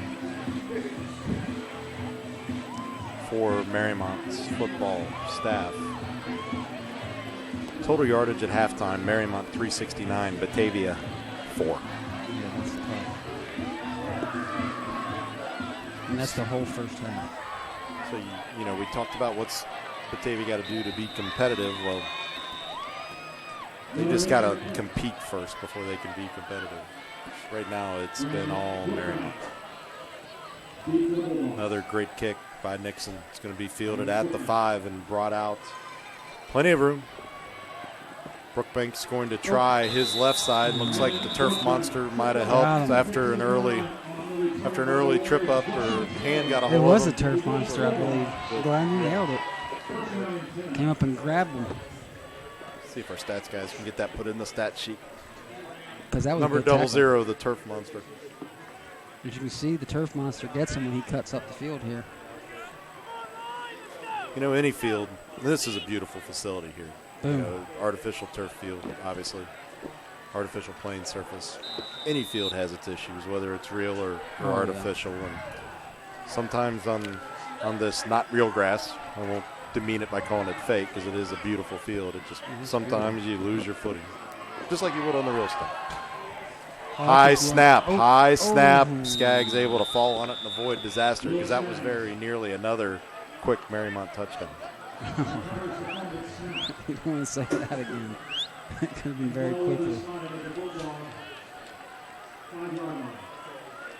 So don't have access to Mariemont school records off the top of my head.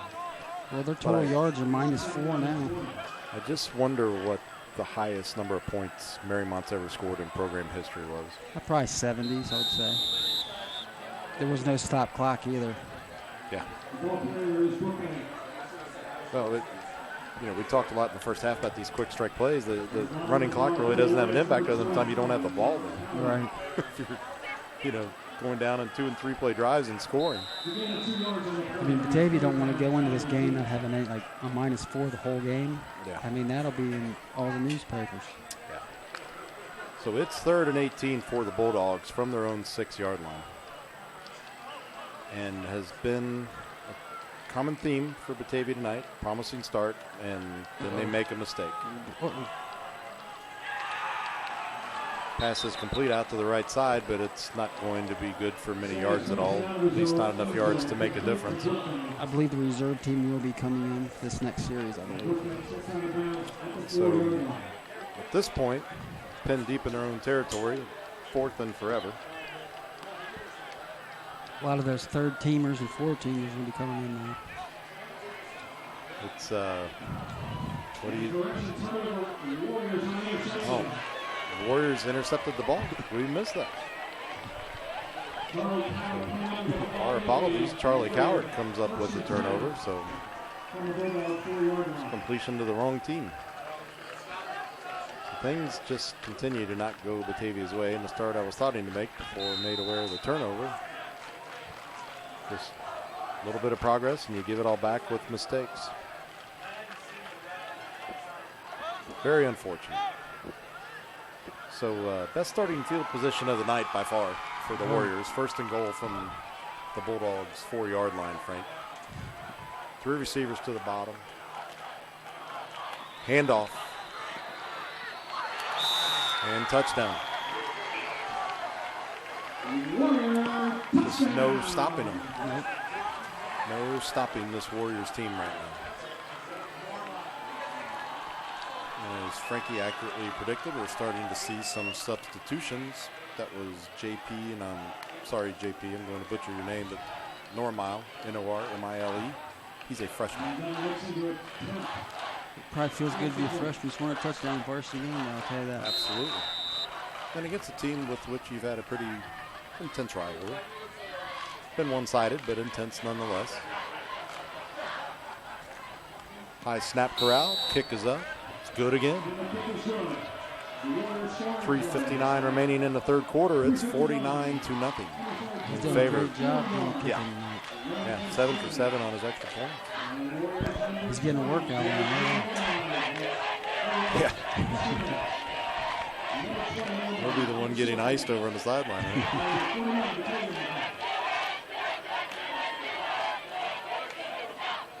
Yeah, but Batavia just...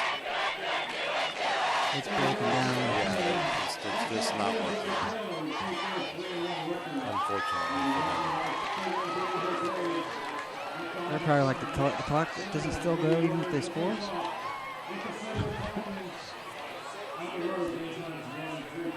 Maybe brought up at the coaches meeting this offseason.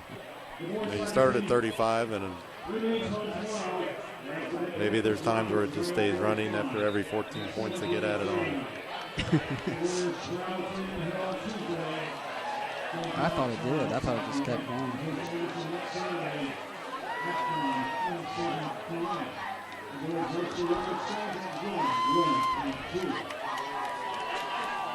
So we're stopped at 3:59 awaiting Nixon's kickoff.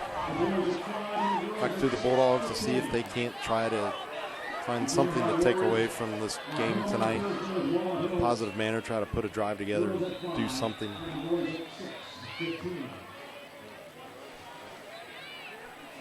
Would not guess Mariemont's a Division IV team the way they look tonight. They're gonna, you know, we talked a little bit in the first half about the CHL, always unpredictable, and I think you're going to find that to be the case this year with Mariemont being one of the wild cards. Indian Hill obviously is very good. Wyoming's very good. I think Mariemont wants to make sure they're mentioned in the mix of being there and competitive in this league this year, and try to get back, you know, to the playoffs again. We'll see what happens once the CHL season gets underway here in a few weeks. Because they do beat each other up. Yes. And it's not unusual, just like in this game, CHL, a lot of kids play both ways, offense and defense, and you have a situation like Batavia's unfortunately had tonight where you lose 2 key contributors and can cause some havoc on your season plans, especially your postseason plans. Yep. Low snap, picked up, ball's handed off. Gain of... No, loss. Loss of 4, I believe.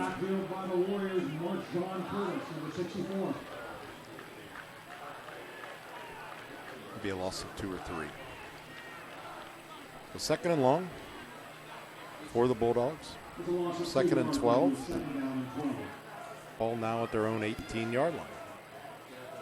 Starting to get some new numbers on the blue jerseys. Out there. Handoff. Batavia. Turns a corner. Contact. Zach Kennedy able to turn the corner, but he's met immediately by a Warrior defender. Gain of 1 on the play. Number 17, Jack Wilder, a senior, comes up with that stop for Team Blue and Yellow.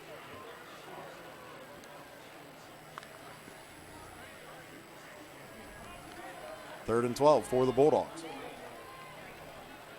Familiar territory tonight.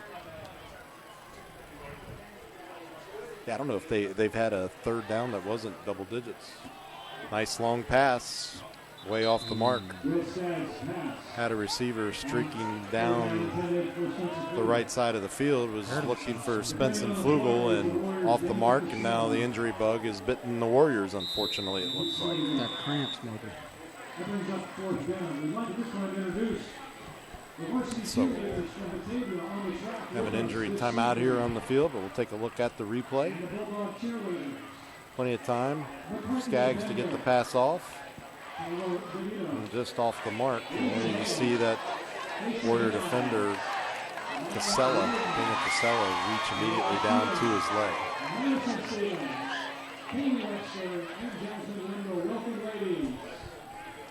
Also getting word of another Batavia injury at this point. Another player being helped off the field to the Batavia sideline.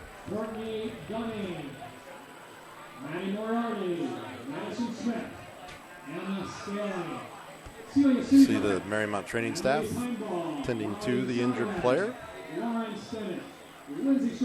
as the Mariemont cheerleaders are introduced to the home faithful.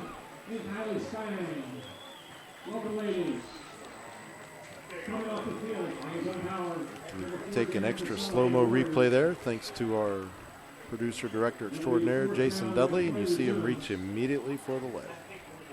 That'll be another case of the turf monster. That was a mean case though. It's one thing to get tripped up, it's another thing to come up holding your leg hurt, man. Them turf monsters don't mess around sometimes. No. I'd have to put them in that Cincy top 5 thing we talked about a minute ago. Turf monsters made some plays tonight. Punt gets away cleanly. It's a high punt, not very long. It's going to take a bounce at the 40. And will be downed immediately by Batavia before it can take a Mariemont bounce to go deeper into Bulldog territory. Still been a long quarter for a non-stop one. For a quarter the clock's supposed not stop. A couple injury timeouts. That's true. So speaking of the running clock, as you see on your screen, we're down under a minute now. 52.9 seconds remaining here in the third quarter, thanks to the running clock.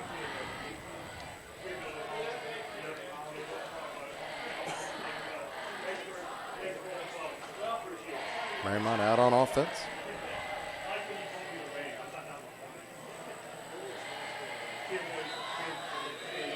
Have a new quarterback for the Warriors. Rennie's going to take a seat. Owen Holiday, another freshman, getting some repetitions.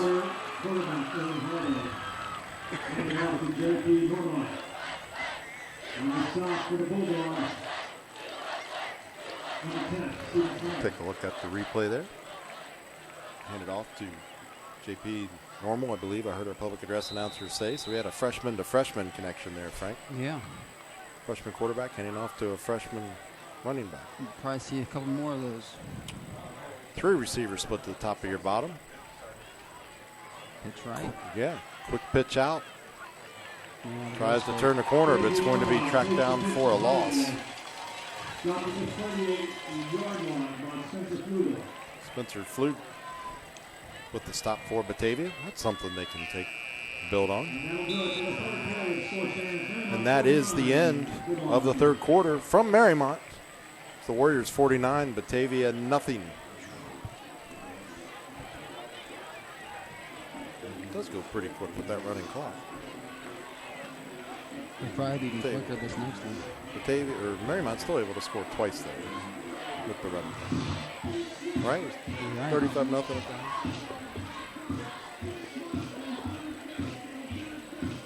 And as we noted, now Coach Cummins has started to put in some of the reserves to get them some valuable playing time, and had a couple of freshmen with their names called so far here, getting to play under the Friday night lights.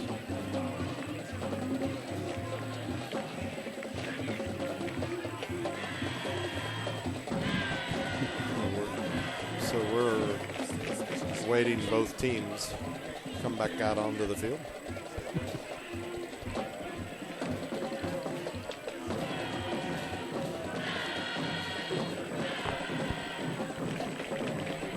Got three of the Mariemont coaches huddled up together by our sideline cup reporter, David Olson. Maybe he can get an ear on them and see what they're talking about. Get a report to us here shortly. And folks, if you have ever wanted to be a part of a broadcast production, ICRC-TV is seeking volunteers. Training will be provided on the day of the shoot, a wide variety of shoots that we do: sports, educational, governmental, cultural. Reach out to ICRC-TV.com for more information. ICRC-TV.com, where you can also find our archived events as well. From past events. Won't find week 1 football though. No, maybe that pregame. Talking with Jason Dudley, who was covering Springboro at Mason last week. They got their game started. Frankie and I were at Princeton, and we never got started. Game was moved to Saturday, and Coach Pat McLaughlin, successful in his debut. Princeton, another one of our ICRC communities. Penalty flag comes in. So congratulations to a successful debut to Coach McLaughlin. Also our first guest on the new Gridiron Report show. Be sure to check that out at ICRC-TV.com.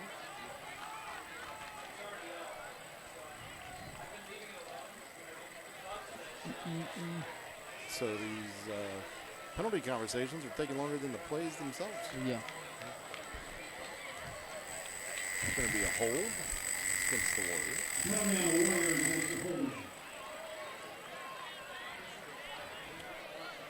4th and 5.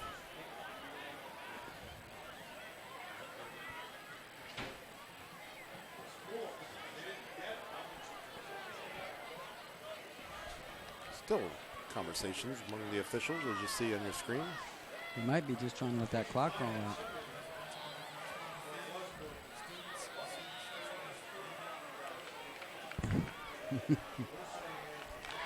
Well, let's see if we get any type of a clarity.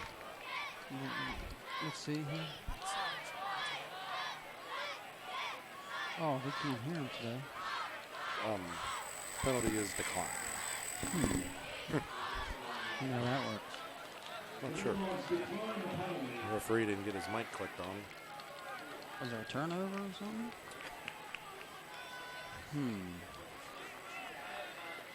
Now the field's getting cleared. Maybe they saw lightning in the area. Like last week. Guys are out on the field. Oh, there's lightning in the area. Get off the field. I think we did that twice, right? Yep, clear the stand and everything. They didn't kick us out of the press box, though, thankfully. There was Skyline Chili up there. Yeah. Take a look here and try to decipher what happened. Normal went out to his right side. No clarity there on that shot. And Batavia gets the ball? That's where I'm confused. I wonder how that works there. Mariemont in a defensive formation. So Batavia, They deferred it. 1st and 10 from their own 32.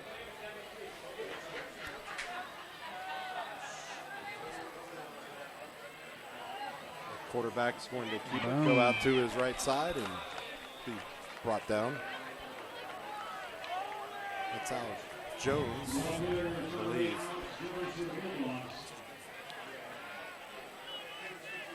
Yeah, quarterback now for Batavia, number 8. Alec Jones, freshman, quarterback and linebacker. 5'9".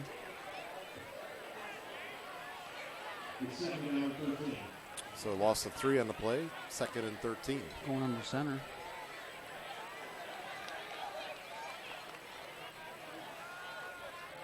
Hands the ball off to number 7, who tries his left side and met with pressure. It's Colin Gerard. A lot of running outsides, but no running horizontal, if you noticed this whole night. They probably have a gain of about 100 or 200 yards outside. But yeah, they're able to run left and right, not north and south. Yeah. 3rd and 13 for the young Bulldogs.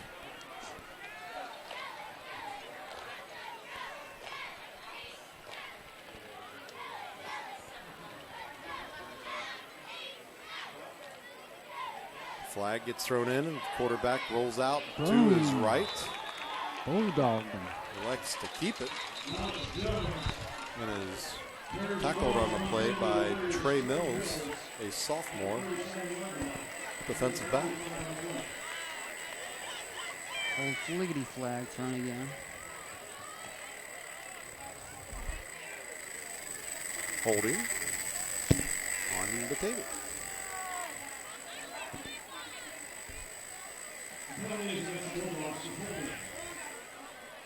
Well, now that both teams have seemed to have gone to the reserves, valuable live game reps, but with that comes some mistakes. Like holding.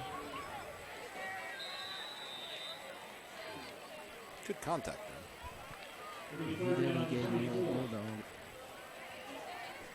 3rd and 24. It's not too much. 3rd and a bunch. Really. And Another rollout, quick dump off, and very nearly intercepted. Should have been intercepted. Their total yards Trey Mills went to again. the negative to now. Their 4 yards look good now. They listed as a wide receiver and defensive back, but got to catch those if you want to play on the offensive side. It's okay to knock them down on defense. Offense, you got to catch that, right? Yes. Really, on defense, be wide open like that. Pull that thing in. Make the highlight reel. Under 6:30 to go now here in the 4th quarter. Late substitution. Very late substitution. They'll play on. Punt formation. Not a good kick. Will take a little bit of a Bulldog bounce. Be picked up around the 47. That's not worth it really for the tackle. Maybe a gain of 5 yards or so for Justin Taylor.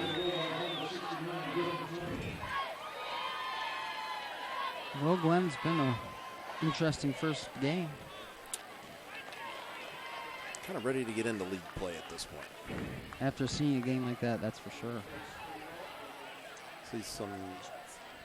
See a competitive game. Of course, both of these teams, Division 4, Region 16, as we've talked about. So early on here in week 2, playoff implications already, just like our game last week that we didn't get to call. It was ultimately played Saturday, Princeton Glen Estee. And that's one thing about these games.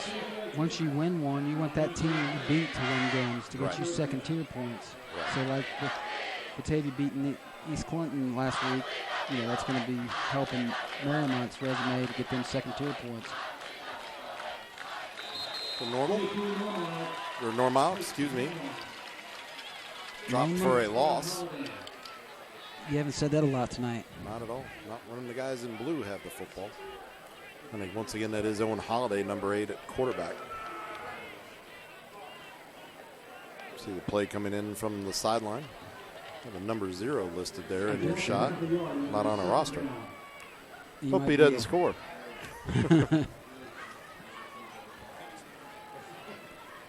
Okay, number 8, sorry. Blame it on the glare of the press box. Uh-oh, got something happening down here. You can tell it's got that reserve feel to it. That's how the play calling and how they're moving on the field. That was the aforementioned Mr. Mills. with the near interception, he gets to show a little bit of his offensive prowess. Gets a nice gain back. It's going to be 3rd and short for the Warriors. Big Daddy Kane coming through. 3rd and 1, according to our press box announcer. 4:15, and the clock still rolls. Hand off. And I see. Yep, nice hole up the middle. Good run for Normile. Like the first contact for the Bulldogs. Number 56, Cody Paulin, excuse me. Full start. And it's coming back on a penalty. It's a nice run nonetheless. It's just a jersey tackle there. Hang on and wait for the cavalry to arrive. Get that right. I got him. So 3rd and short, now 3rd and long. High snap. Oh, wow. Somehow still going to get the first down. Reined in, and Normile's going to do it again. 1st down and more. Still on his feet before he's finally wrangled out of bounds, inside the 20-yard line. It's one of those nights for Batavia. He'll hit film session Saturday and try to forget about this game because it's not one to remember. Yeah. It's, and hats off to Mariemont. They had a fantastic game plan. They've executed near flawlessly. They've handled this wing tee offense perfectly. The few mistakes have come when the starters were in just due to penalties. Special teams play has been outstanding. Kicking game's been superb. The task for, absolutely. Task for the Mariemont coaches this week is not to let the Warriors get a case of the big head and realize that, getting into CHL league play, things are going to be a little bit tougher and got to keep working to get better. As we've seen on the scoreboard, hashtag get better. Keep working to get better every week. 2nd and 15. I believe that is a 0. Quarterback tries to go to his right. The QB is the 0. Forced out of bounds. QB 0. Well, that is 8. The glare in my eyes again. Yeah. The front definitely is an 8. The back looks like a 0. I guess it's because it's sticking together. Yeah, it's the fold there right under his shoulder pads, right? Bottom of the shoulder pads on the back. It did. That's why one time it did look like a 0. That's why we have an excellent crew to prove us wrong with getting excellent camera shots like that. 3rd and 13. Under a minute and a half to go now. Handoff up the middle. Nice hole opens up. Not going to be near enough for a 1st down, but a nice little gain nonetheless. It's going to set up 4th and long.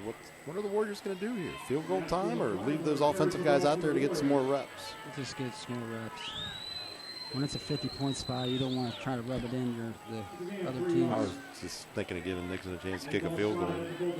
He's kicked extra points all night. Yeah, just a pure rep standpoint, but obviously doing the right thing. You called it. They're going to stay out and go for it. You might get it. No.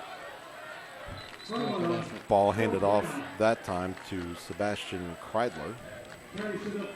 Good effort by Sebastian.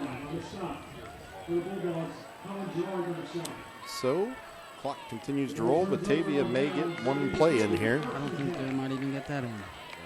They don't look to be in a big hurry to do it. Well, some of the guys do. 4 or 5 guys running out there.